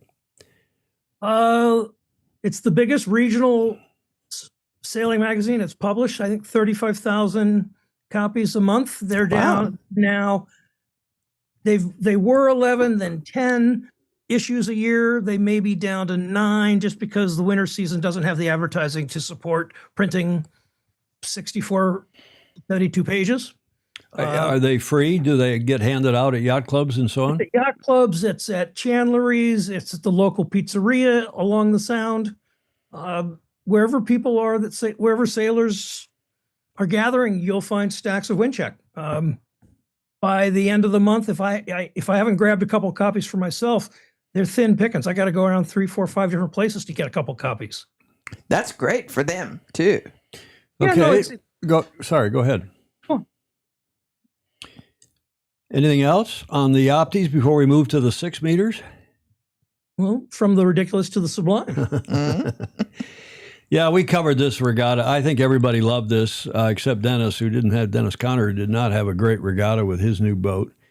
But some superb photos, both from you and maybe one or two from Larry Kennedy, but also we had Peter Taylor. Yeah, Peter and Sandy. I don't know if Sandy was out there, but Peter Taylor as well at the 6 Meter Worlds, hosted by Sewanaka Corinthian Yacht Club right next door to where Dawn is. Don Riley's Oak Cliff. And the folks trying to put together the Riptide Racing America's Cup Challenge. And Chris Poole's Riptide Racing, and I still am not getting a lot of great uptake on their chances, but I think what they are trying to do now, I said this on Tuesday's show, I think Chris and co, and I hope they make it, are trying to put together an effort in the 40s, the AC 40s, to do a youth and women's America's Cup teams, challenges, and not in the AC 75s. We'll see how that goes. Can they do that apart from the... Yeah, they can, Julia, because you may remember last time there were 12 teams in the youth and the women's. Yeah. 6 were affiliated with the 6 challenging and defending teams, with the 6 regular teams. Right. And then there were 6 like Australia, Canada, tell me I can't remember the others, who were there not affiliated with one of the regular America's Cup teams, and they had 12 teams total. So that, that worked out. And I think Chris now, that's what his goal is, and then gets his toe in the water. The problem is coming up with AC 40s, because I'm not sure he's going to get the American Magic AC 40s. At least that's what one hears. But we'll see. 6 meters at Sewanaka. C1 Haka. And you had your modern 6 meters, and you had your classic 6 meters. And is it simply the color of the sailcloth, Usually the carbon versus the Dacron sails? Not always. The older boats tend to have prettier bows and prettier sterns. But is there a restriction? Do they have to have Dacron in the classics? I don't think so. I still love the shape of 6s. Oh, they're just beautiful boats. Poetry in motion. Rick, you know that Julia and her late husband were big supporters of the St. Francis 6-meter efforts when there was the Australian-American Cup. Is that what it was called? Back and forth between... For 26 years. A long time. And you'd go to Europe as well. And the 6s, fabulous boats. Great class. Only the French can wear pink and get away with it. Well, I don't know. Well, it wasn't in support of breast cancer awareness. It was just French fashion statements. Why not? Because they're French.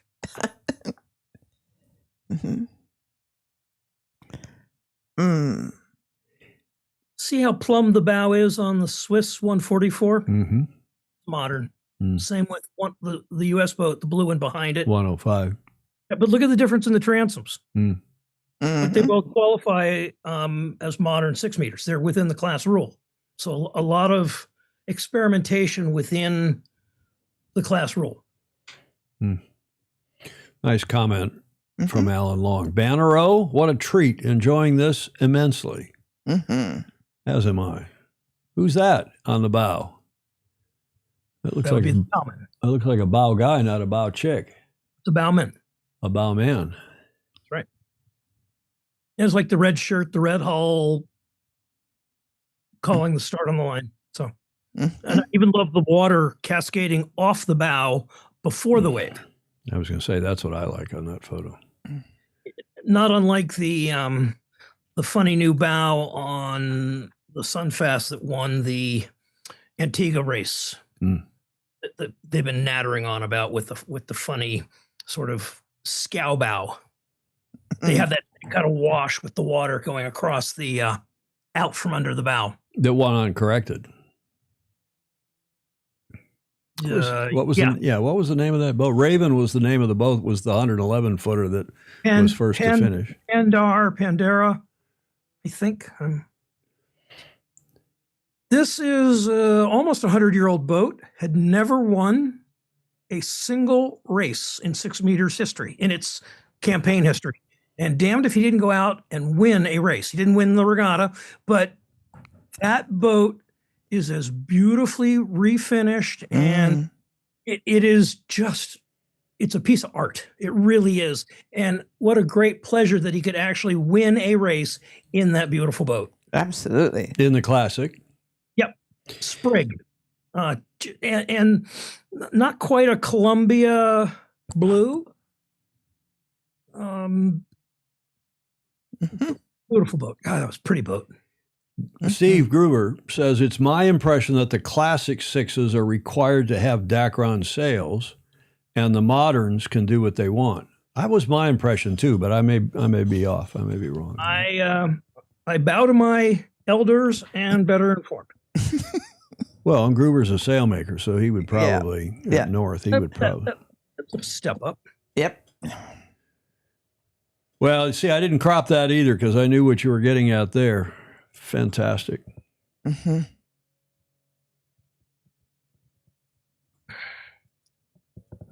White spinnakers are the death of photographers. We just you think we should outlaw them in our, yes, in our beloved 100%. sport? 100%. Yeah, but at least it's got an interesting. At least it's got an interesting design, though. Yeah. Oh, I love that. That's great. That was like the octopus on the IC-37 with a martini glass in each arm. We saw that in show 609. Is that Dennis's boat? No. It's Gruber, I think, is saying that's Dennis's boat. I don't believe so. I can go back and look at the sequence and get. It's a modern look at. I mean, he's got black sails. Plus, look at the bow and the. It does say Spain, so it may be Dennis's boat. Yeah, I think Gruber would know. He was not on the boat that time because he sailed the first day and didn't come again. Yeah, exactly. And Chris Poole sailed it after that, right? Yes, he did. Did he? Drove. Yeah, he was driving. He was on the boat. And, it's not the jockey; it was the horse. Yeah, there was a problem with that boat. Obviously, he knew that when they were in San Diego when they were trying to work the boat up. There's another beautiful boy. The black sails in a black and white photo. It's quite stunning. And then I was able to make the one boat with the white hull and the white sails work point counterpoint. Yes. Yeah, John Rogers is confirming. Coach John Arfosi from San Diego, head coach at San Diego Yacht Club, confirming that was Dennis's boat. Go back and have another look at that. It is a strange looking hull. It is different. Mm-hmm. Got a beautiful stern, but wasn't fast. Rumor has it that the mast was under height. Yeah, Dennis said something about that in one of his podcasts. I don't know what that was all about. Well, I would think the sailmaker and the boat builder would be unhappy with him saying that. Well, if it was the truth. There's another. Either way, it's a bad look. Yeah, well, it was obviously a problem. I wonder why they didn't figure that out. Maybe they did figure it out. Okay. Keep rolling. Doing good. Nice photos. Rick, I too am really enjoying this. Excuse me. There's the bad boy in the red PFD on day one. That's DC. Yep, and that's the 33. So we've confirmed that. Yeah.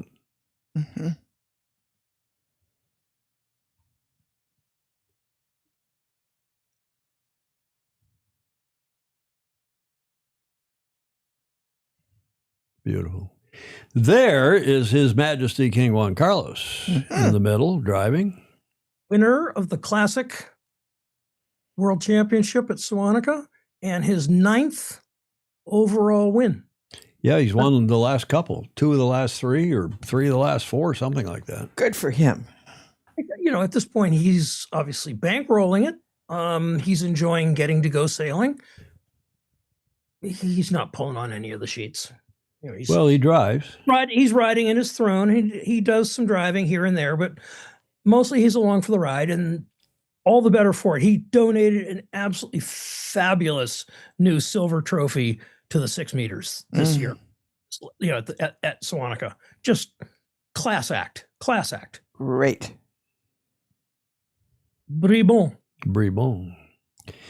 We trade texts on our birthdays, and we've become quite good friends over the years, thanks to Gerardo Seeliger, and we've stayed in touch, and I'll send him a note, tell him that we featured him in the show. I didn't do it beforehand.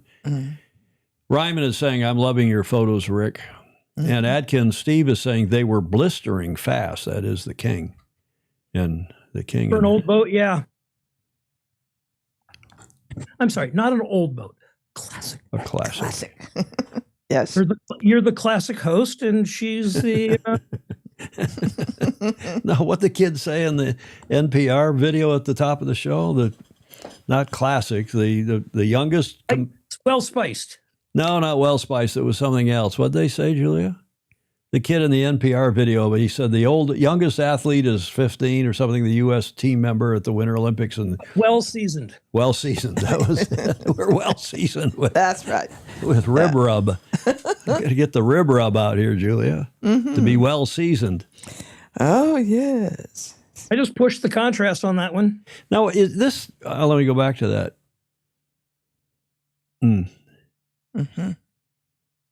It's an old film technique rendered in digital. We use that same technique with the cameras. Here, camera 1, camera 2, camera 3, camera 4. The contrast is pushed on 2 of those cameras, actually. You can probably tell which one's you with a photographer's eye. I haven't told it our audience this, I haven't told our Fosian friends, but Bannerot's the one who, when I've got a dirty lens on the camera, he'll after the show, he'll text me or call me and say, hey, your camera 1 lens looked dirty. Fix that. Oh, good. I also let you know when you have lint on your blazer. Well, that's every show. But see, I do have there's Commodore Harrington talking about Jamie Hilton, and who was the previous winner of the, You lost your mic. What? You lost your mic. No, my mic's still working. Yeah. Did your headset go? No, but we do this. I have this on the list to do once a week. We go around and clean the lenses. You have to, because it's dusty here in the studio. And so in the what do you call it? The classic division and then the modern division. And I sat with Jamie, in fact, at Commodore Harrington's induction or inauguration in December. Jamie Hilton, who's sails a lot with Claire on her 70-footer, her big boat, cruising boat. Which one is Jamie Hilton? But he won, he must, or maybe it was a previous shot, but he won the main division, the modern division, 2 years ago, and I think was second this year. Longtime New York Yacht Club member. He was a good friend of Harry Anderson's, and he's a deadhead. I thought Eric Jamie Hilton is. I thought Eric Monine was second. Anyway, whatever. That's those were the 2 Stamford Yacht Club related 6 meters. Those 2. Yes. Now this looks like a painting. What'd you do to this one? Aha! You spotted it. Well, I have a bit of an eye, not as good as yours. I took the photo and I tried some new software that turns photos into a watercolor effect. And I liked it so much, I blew it up, and I now have a watercolor of my photo. Neat. Just playing around, just keeping myself entertained. Are you happy with the software? I've only done it a couple times, and then my little brief 3-day window to try it expired. And I've been so busy, I haven't had a chance to pay the $29 or $49 for the subscription. So I will come back to it when I got a little more time. But I just thought it was an interesting experiment. Mm-hmm. I just thought it looked great. Now, I think it's going to need the right shot to become a good watercolor look. I thought that turned out very nicely. Yeah, I did notice it, and was going to ask, well, I did ask you about it. Commodore Harrington says, yes, Jamie Hilton won the Worlds in cows last year or the year before, and then I'm pretty sure he was runner-up this year in the modern division. And another wind check cover, this one recent. That's the winter issue. That's what's still out on the newsstand. It'll be replaced shortly with the frostbiting. That's actually taken during what they called a heater race. It was a practice race for the Sewanaka and Stamford boats tuning up for the Worlds. But black hull, white sail, off yellow Dacron, blacks jib. It just Kevlar. That's Kevlar, isn't it? The main.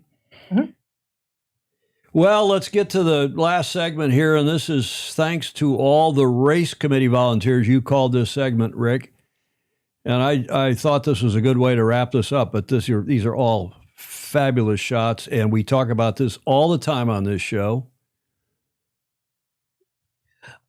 how lucky we are. Mm-hmm. There's your Moosehead flag. Yes. There it is. Yep. What race committee is that? Sewanaka. Mm-hmm. Well, it's good to see one race committee still is properly attired. Yes. Most everybody was that way coming for the Mooseheads. That's at the Moosehead Awards. They're not out running a race. That's coming to the Mooseheads, and the reason for the bandoliers of shotgun shells is there's an inordinate amount of firearm firing and cannon blasts that they have to go and alert the local police, because all the sort of people that weren't really thinking very hard, why are they shooting guns in the harbor? Are we being attacked? Oh, golly. Because every boat gets a salute cannon coming in. The Russians are coming. They salute back to Stanford's cannon fire. I'm sure the dogs don't like it much either, just like the 4th of July. So, Norotan Yacht Club. Volunteer. I almost went to work at Norotan Yacht Club. Speaking of Andy Kostanecki, he invited me to come be the head junior instructor there I was 17, 18, 19 years old. Mm-hmm. I should have done it. I didn't know any better. Well, but I was playing hockey and doing my own thing in Ann Arbor and so on. But I would have loved to have done that. Norotan Special shout out to Norotan. They put on the Susan W. Sinclair women's match race as a feeder into the New York Yacht Club's women's match race that's going to be held this summer, bringing together the best women crews on an invitational on the sonars, as well as hosting Sonar North Americans and this summer Sears Cup. It's the Sears Cup, which is our national triple-handed junior championships, one the original youth championship in this country before we added several others to it. Norotan Yacht Club, little club on the Connecticut shore, but very active, small boat club, terrific club. Great race committee, and if you need a last-minute replacement club to run something, they're usually game. They figure out how to put people together. Oh, that's good to know. There's a couple ties on the race committee, white shirt and ties. That's the 6 meters, and the lady on the far left in the big brim hat, Shannon Bush, finished 3rd or 4th in what's the Bacardi Cup? Is that a Star? Mm-hmm. The Stars a couple of years ago in Miami. Major League PRO, international race officer, runs an amazing championship. Whatever she does, it's going to be well organized, and big props to Shannon. Shannon Bush. There's a gentleman, looks like he's relaxing in the bimbos. The bimbo. That particular bimbo has raced in 3 or 4, maybe 5 fastnets.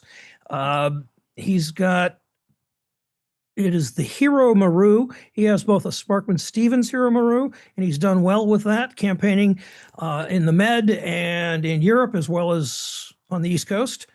Hiro Nakajima, past Commodore of Stanford Yacht Club. But there's no wind when you can see his pipe smoke going straight. Oh, that's true. You can see that is the ultimate telltale. Uh-huh. Well, you can see it on the surface of the water. There's no wind, but that is the ultimate telltale. That's the only time I smoked in my life. And I was permitted to do a light air on our little lake. And we used to race when there was no wind. You still race. Didn't matter. If there was, short of a tornado, you'd race. If there was a lot of wind. Yeah. If there wasn't any wind, you were out drifting around. They started the race at 1 o'clock and you went out and raced.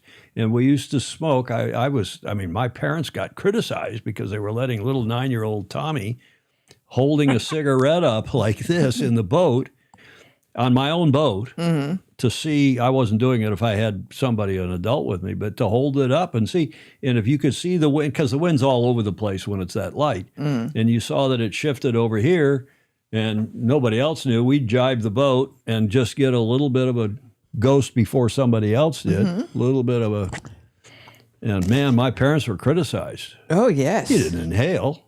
That was so long ago. They didn't even have cassette tapes to tie to a little. Well, the cassette tape's not as good as smoke either. The smoke's better than a little cassette film tape.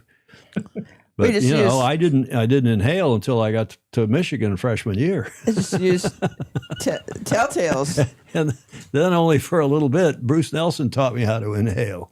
Speaking of the Long Island Sound, Dawn's link above is for the Sinclair Women's Championship. She's put a link in. Thank you, Dawn, to that event. Ted Ryman, that is my favorite photo. He's saying, Rick, that's my favorite photo. So cool, puffing away on his pipe. I'll go back to it. Yeah, he can be a mile upwind setting the windward mark, and you can tell when he's spot on because you can smell the pipe on the committee boat. That's good. There's a 12. Which 12 is that? That is America 2. Is that one of the America 2s? America 2, and I don't remember if that's 42 or 42 or 46.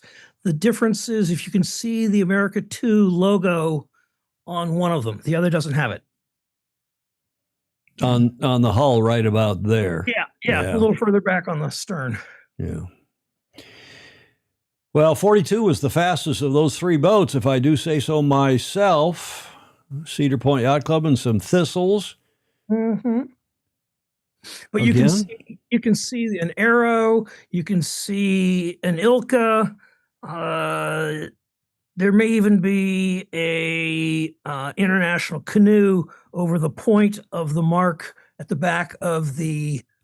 That may be, like I said, 7 different classes running virtually simultaneously on overlapping courses with different windward, leeward, triangle, offsets. Oh, yeah.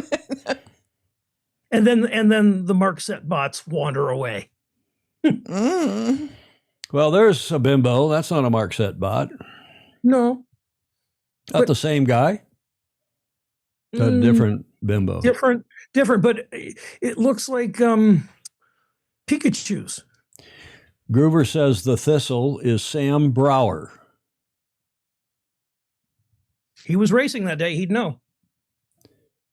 Is that where you had those photos at the top of the show of Groover and the other Fozy? So. Yep, that was from the Cedar Point 1 design in the fall. Last couple slides here. I like this race committee slide as well. When you get to the end of the course, you're at the end of the slideshow. That was a Denmark race finishing committee. And? That is a serious PRO. That's a Rachel. You do not mess with him. No. Or her. That's a him. Is it? That's an English chocolate lab. And I met the guy that owned it because he saw the picture somewhere and went, "That's my dog." Yeah, great picture. Great looking dog. And since we're in frostbite season, we're down here to the last couple slides. And is this at Riverside Yacht Club? That is Riverside Yacht Club. Age range from 20 to 80. Yay. Recent? Oh, yeah. These are all this year. And this was just at Christmas. Witness the stocking caps. That's cold. Ooh, It is cold. And that's Ed Cesar. That is the brother of the publisher of Windcheck. And Ed is a well-noted double-handed sailor, blue water distance racing, and has been very involved in U.S. sailing and Storm Trysal's college sailing programs, offshore sailing programs. And that's the segment, and we want to echo that. Thanks to all race committee volunteers. Nice stuff. And that wraps up this segment of Rick Bannerot's slides, his photo essay 2024-2026. He's got a lot more that we didn't have time to stick in today's show, and we'll do sometime down the road, won't we, Rick? I'm ready when you are. We appreciate it. Appreciate it very much. Julia? Yes. I like it when we do this. We haven't done one in quite a while. Yes. A photo essay with one of the esteemed senior serious photographers in our beloved absolutely. sport. You did a lovely one with Sharon Green. And I work in their shadows. Daniel Forster, Anna van der Waal. They tend to shoot bigger boats, bigger regattas. They have helicopters. They have sponsors' budgets. For me, it's my 20-foot Seacraft. And I can either drive from Stamford down to Larchmont or up to Bridgeport, or I throw it on the trailer and go up to Martha's Vineyard, Claire's old stomping grounds at Edgartown Yacht Club. Edgartown Yacht Club. She was a past Commodore there. Thanks, Rick. Like I said, wherever I go, there are the Fozy. Well, and as you've also said, you've got the best seat in the house. I haven't been hit, and I haven't hit anyone, and my nose is still clean from the show we did 2.5 years ago. So if you're on race committee, you just sit in one spot and go up and down, lean over the rail, heave, come back. I'm all over the place. Yeah. So. Yeah. Okay, sir. Thank you very much. My pleasure. We'll see you again soon. And love sharing this. If you want to stay on, I'll leave the Zoom on, and we'll carry on here. There's a little bit of show left, not a lot, but we got to get to John Emmett's report, for example. We got this day in history, but we just had our guest Rick Bannerot live via Zoom from 08 in Connecticut. Another one of our photo essays is speaking of John Emmett's Coaching Corner, our regular, I'm looking at the chat. There's a whole lot of stuff in the chat. Excuse me. Our regular submission from John Emmett of Great Britain, the Olympic coach. And here it is. Hi, Tom, Julia, and all the Fozy. I'm here in Port Stephens, and it's time for another John Emmett's Coaching Corner. Now, January is often a time of year where we think about what we expect for the rest of the year, and I can't believe it's actually February already. In 2025, I said I thought it was going to be year of the lawyer, but I think 2026 is going to be the year of the lawyer. There seems so many disputes going on at the moment, not just politically, globally, but in the world of sailing about how competitions are run, how classes are run, etc., etc. And what I would like to do is encourage communication so that we can get good outcomes, because generally speaking, when there's these disputes, the person who normally suffers is actually the sailors. And let's face it, we all just want to go sailing. And I think this happens, on a small level. You can have little sailing clubs, committees where people don't necessarily see, what's best for the members, or what, there's differences of opinion. You can have it with boat builders, where you've got multiple boat builders all trying to, make a good boat. And it's to everybody's advantage to have, local builders, local sailmakers, etc., rather than shipping everything all around the world. You have the highest level of sailing competition, where there's a lot of discussion about the format and the type of the racing. And I think one of the reasons that I've personally really enjoyed the Sail GP is because there's just been that regular racing. And that is so important to inspire young sailors, and just to keep the turnover for the professional sailors. Now, of course, we always need to make sailing more inclusive. For me, that's youth, women and para. And we're a very, very long way off, getting these objectives. But it's about eating an elephant just a tiny little bit at a time. Poor elephant. But you could eventually get there. So we mustn't be overwhelmed. We need to think, what's good? One of the good things people can do at the start of the year is have a 5-year plan.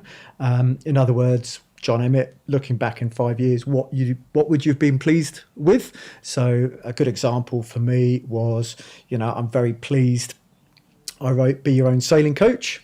that first book led to a lot of other things, including an Olympic gold medal and a marriage with Li Jiashu or Lily. Whereas actually what I have for breakfast tomorrow, I won't remember in 5 years' time. Although going down that road, nutrition and fitness is, of course, very important. But I think we just need to think about this idea of communication and doing not the easy thing, but the best thing for the sailors. And with that, hopefully, wherever you are, people have the opportunity to get out sailing. Some people that will be sails going up and down. Some people that will be foiling with, no mast or whatever. But for me, any time we're out on the water and using the wind to propel us is a really good time. So I need to go. And to everyone else, sail fast, sail safe, and have lots and lots of fun. Port Stephens, he's there up by Jody, Wanji, north of Sydney, up in there, getting ready to sail in a regatta, I believe. But also Brisbane 2032, push for the Paralympic sailing. John's been helping lead that way here for Sailing Illustrated since over a month now, or a year rather, since the end of January 2025. And a little bit of a report I saw in today's Magnus the Magnificent Rule 69 blog, and he had, I'm not going to excerpt the whole thing, I'm not going to replay the whole thing, but it was just his blog post, keeping the pressure on. It was his headline, World Sailing has done an incredible job so far with the para bid for re-inclusion. And he goes on for many paragraphs, and he says, World Sailing still very much needs everyone's support. We can do this, and we can do it together. So apropos what John was saying about communications, less lawyers and more communication and cajoling, keep pushing. This matters. Magnus the Magnificent Wheatley in today's Rule 69 blog, and I think we all completely agree and support that. And thanks again to John Emmett for helping to push that along over the last 12 or so months. John Emmett, get to the front of the fleet with John Emmett Sailing and his regular coaching corner submission. Quick update on Sail GP. We promised you at the top of the show, Sail GP Technologies are confident, we told you on Tuesday, of black foils returning to race in Auckland after the biggest repair, what they call is the biggest repair ever to that boat after the crash early on taking a left turn. It should be north side in Canada. Perth. I think they'll have to take a right gate from where they are there. And it's a split course situation at gate number 2, the DP World Gate. It'll be the Bonds Flying Roos opting for the left-hand side of the course, and a big crash in the middle. Oh, massive misjudgment there by the black foils. They did not have the right of way on Switzerland. Switzerland manoeuvred onto starboard. Berlin couldn't turn in time, and there's been a huge crash at gate 2. 2 boats involved, and there is a piece of one of them. Oh, that's the back of the black foils, I think. God, the commentary. I still don't agree with that call, but that's beside the point. The boats have been repaired, both of those boats, and they're going to be back in action. Not this weekend. The next event is in Auckland the weekend after this weekend. And the boat now is there. This is the headline today on the website, and a couple I got a notice from Sail GP asking us to push this, all hands on deck, because this is the hometown team. Right. And they don't want the people staying away from the event because they think that Pete Burling and co. are not going to be there. But the Black Foils F50 has arrived, the repaired segment of the boat. And here's what Pete Burling had to say about it earlier today. I'm very confident we'd be on the water here. I mean, Sail GP Technologies and the whole tech team as a whole have done an amazing job keeping all the boats in one piece and back together. So, yeah, their confidence is growing as well. We saw the boat arrive and get shipped out to CTEC where they're putting the new piece on, and the stern's already here as well. So that arrived a couple of days ago. So, yeah, it's cool to see it all happening. I mean, obviously there's some complications around getting the physical parts to New Zealand in time, so that part's all gone well. So I'm sure the team will do an awesome job finishing it off now. I wouldn't say it's the biggest job they've had to do. I think the challenge for them has just been the time frame in terms of not having to take parts off existing boats and take a step backwards for the rest of the program. So it's been pretty impressive to see them build the whole thing from scratch and turn that round in whatever's been like a 10-day period and get that ship down to New Zealand to meet the boat. So, yeah, pretty cool to see how quickly they've been able to build the whole thing from scratch. Awesome effort by that whole team. I mean, biggest job's a big thing because obviously a lot of parts just get fully replaced if they have major damage. So where our boat's not in too bad a shape. Have you watched the incident back and I guess your thoughts on that, sort of if you've seen it a few more times? Yeah, definitely seen it a few more times. It seems to pop up everywhere. For us, we still don't really agree with the call, but you've got to live by what the umpires say. So, tough break in that regard. But I think also we're really hoping that the league can learn from the incident in terms of how we can keep the boats apart, how kind of all the teams are operating with one another, and we're really hoping there's some good change in that regard. Will you get any extra time to, I guess, recommission the boat when it is ready to go? Will you get any additional hours on the water? No, we won't get any additional hours, and I don't think we should need any additional hours. There's not from the electronics hydraulics point of view, where you normally need a little bit of time commissioning, there's not a massive amount attached to that back of the boat. So, yeah, there'll definitely be a fair bit of checks going on in the shed. And obviously, we'll go through a process on that first day to load it up reasonably slowly, but apart from that, that's about all you can do. So you expect to be on the water on the first day of shop off? Yeah, we're very confident we'll be on the water for the train day on Friday. I mean, if you're not as well, it's a huge disadvantage. We only get events where you get a longer build-up, like say Perth, for example, where the league's doing some training days. It's obviously a lot less of a disadvantage, but if you're having to go into race one fully cold, it'd make for a pretty tough weekend. So, I'm confident we won't have to do that. I think Steve Groover, you heard Pete Burling agree with you. Groover said, that's the biggest repair ever. I guess they know, but how about when Brazil folded up, or even the wing crash, when the wing broke for Tommy Slingsby. So I think it was maybe not the biggest, but that's what the headlines were saying on the website to try to attract probably some attention and get a little bit of clickbait. Now, Julia, your favorite team had a problem at the start of the Perth Regatta. Yes.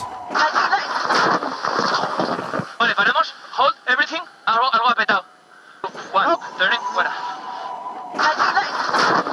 And whether they hit something or they would know. I haven't seen details, or whether something failed in the dagger board case, dagger foil, something. Hey, I never saw what happened. And they are now repaired. This also was going on, and they're back in the game. The headline is today, Los Gallos on course for the ITM New Zealand Sail Grand Prix, which will take place, as I said, not this weekend, next weekend.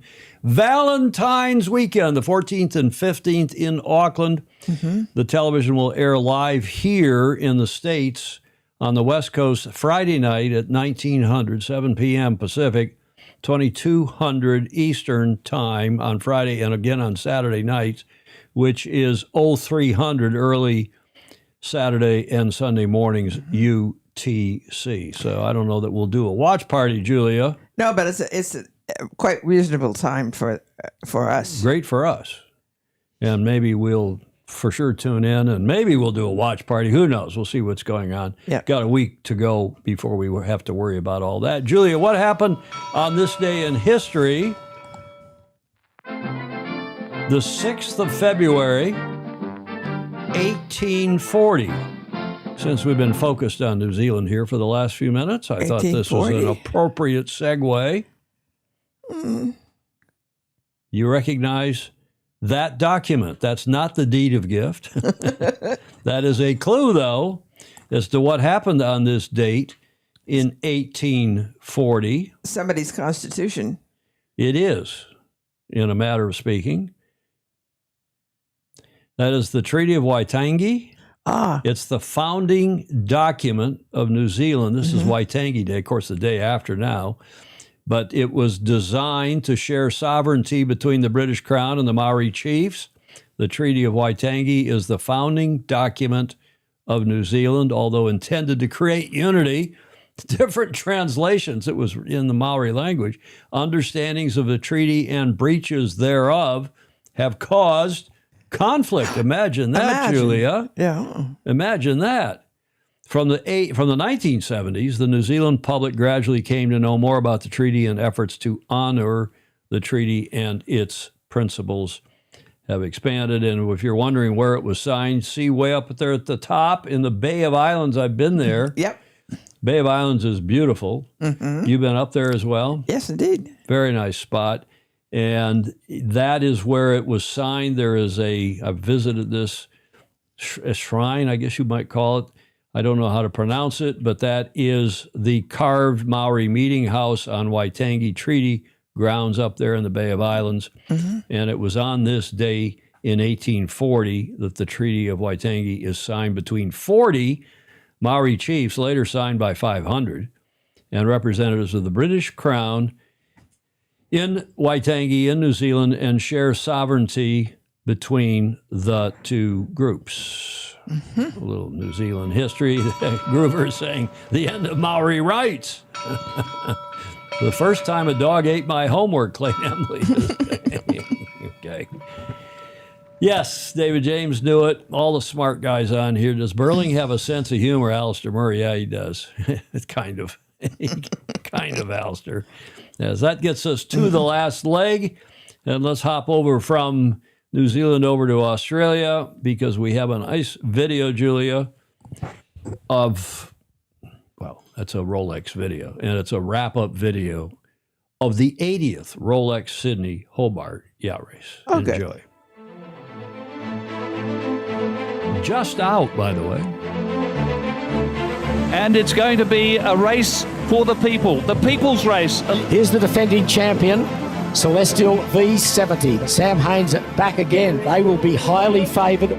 It's going to be one of the smaller boats that's going to take the overall honours.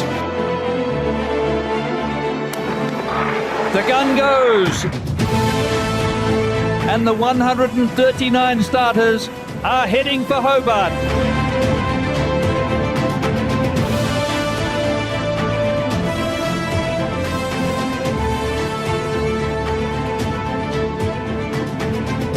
Law Connect has got the honours to be first around the tourney mark and first to reach out to sea.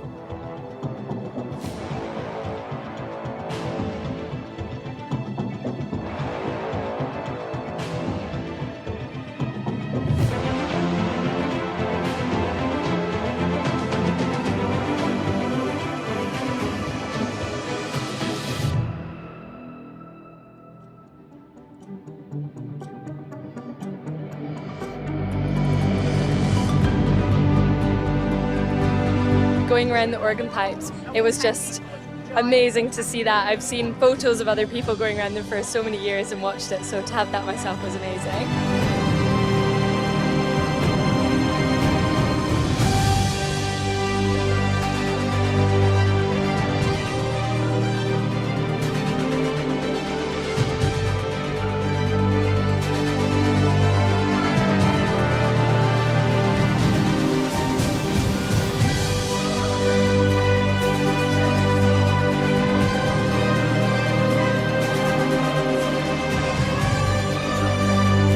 Moment to savour for Master Lock Comanche. This boat takes its 5th line honours victory. Magnificent performance by James Mayo and Matt Allen. BC Mynet from New Caledonia is over the line in the 80th edition. What a sensational performance. A stupendous performance by these two outstanding sailors. His co-skipper Jan Regal, and they just can't believe it, Peter. The whole waterfront here in Hobart is overjoyed. Dad, I hope I've made you very proud and looking forward to giving you a big hug on Constitution Dock. Peter, I can see a little tear in You see your eye. 2 tears. I feel like giving you a big hug. Oh, that was lovely.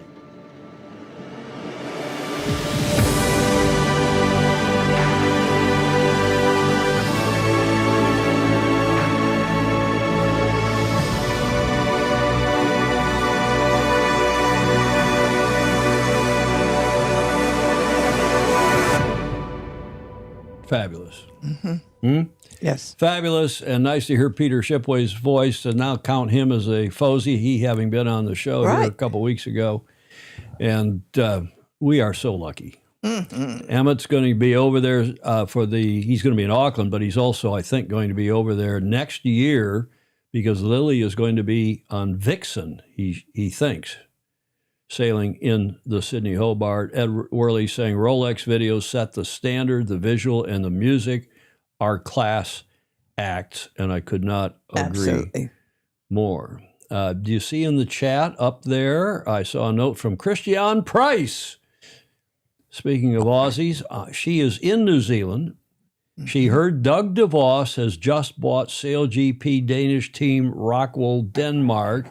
And of course, I don't know if that's public. While that video was running, I sent a couple texts because we've been saying, as a one hears, one hears that Mr. DeVos has in fact bought that team. But my latest information, I haven't had any texts back, but my latest information is that will be announced. The fact that Doug has bought that team later. That will be announced next weekend in Auckland. Oh, good. So that's what I'm hearing, Christiane Price. And yeah, we've been saying that on here for some time.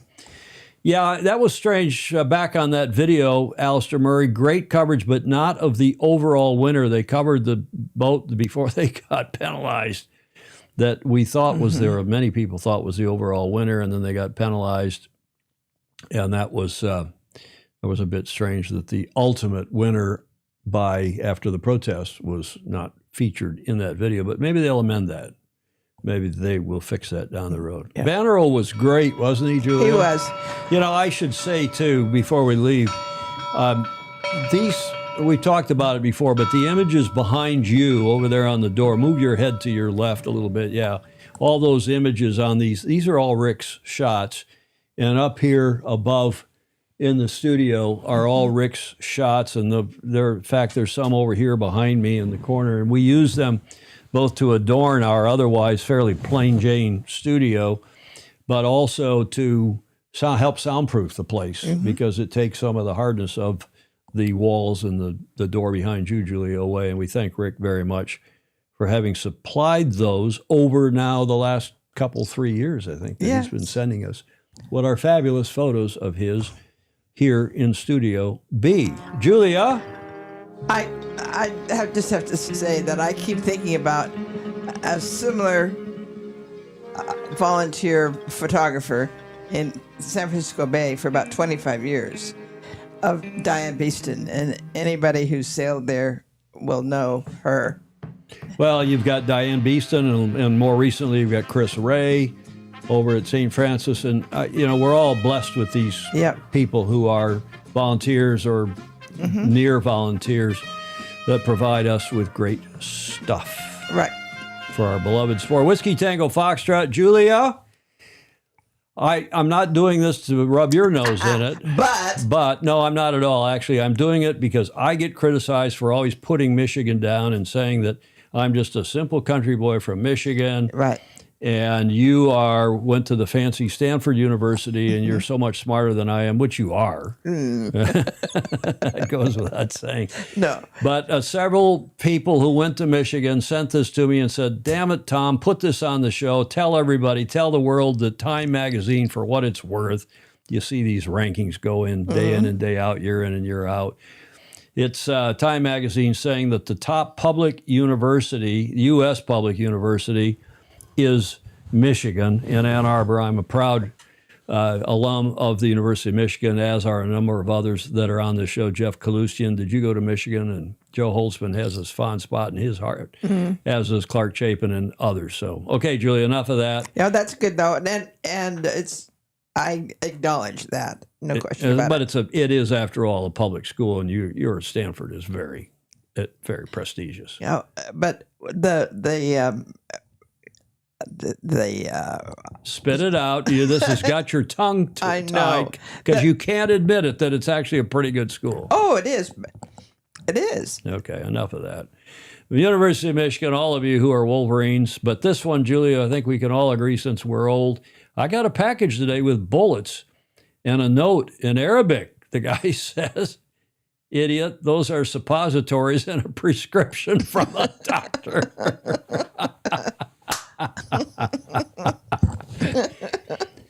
I could never read a doctor's handwriting. I don't think the doctors could read their own handwriting. No. Good thing it's today. It's all digital. It's all on the computer. Joe Holtzman sent that. Thanks, Joe. My dog just got a haircut. Now he looks like he gave up drinking and got his life together. And a bow tie on the sailing show with the drinking habit, or the drinking show with the sailing habit. Various Fozy. They must have shown up on one of these joke Facebook pages that a lot of people follow. But the best one of the lot this week, this show, in fact, in a long time, is this one. Yes. Get it? Not quite. You almost have to be a musician to get that. E equals... Oh, B flat. F flat. F flat, rather, yeah. E equals F flat. There is no F flat. Right. There's only a half step between E and F. So an F flat, there's no E sharp, there's no F flat. E equals F flat. And who would send? Only somebody who's nerdy. Yes. And bright. Yes. And that's the Commodore, our favorite East Coast Commodore, Claire Harrington, who's also a hell of a musician. Yes. And good. She sent that one along. And, of course, it's a nice segue into Blake's favorite, our favorite. We use that one at the end of every show these days. All the smartest people sail. Thanks, Blake, for sending that. Sailing isn't for everybody, but it is for anybody. Julia? Yeah, absolutely. And you like to say? Yes. Do not miss the opportunity to like, follow, and share. Indeed. Comments are welcome too, even in replay. We'll leave them open. Tuesday's show is going to be interesting, Julia, because we're going to have Hamish on. Oh, it will be. And we're going to talk about the goings-on in the America's Cup. But in the meantime, we hope you'll continue to give us a hand here. This is viewer-supported media, patreon.com/join/Sailing Illustrated. That's how we stay on the air. That's how we pay fancy people like Rick Bannerot to come on. No, we didn't. We didn't pay Rick to come on.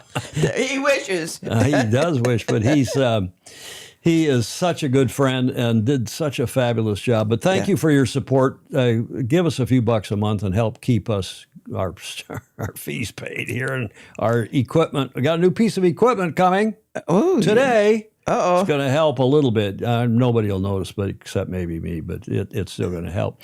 Thanks for your support. Regardless, thanks to everybody who gave us a bit of audio, video, or images, including 100 slides that we used today of Rick Bannerot's. Julia, final thoughts.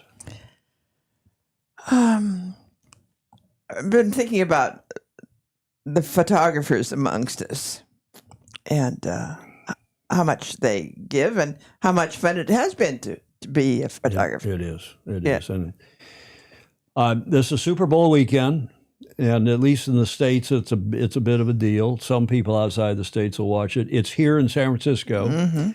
I was going to the cleaners yesterday to pick up shirts. You know, you got to get some clean shirts, get the makeup, the TV makeup off the collars, get them clean and pressed and so on.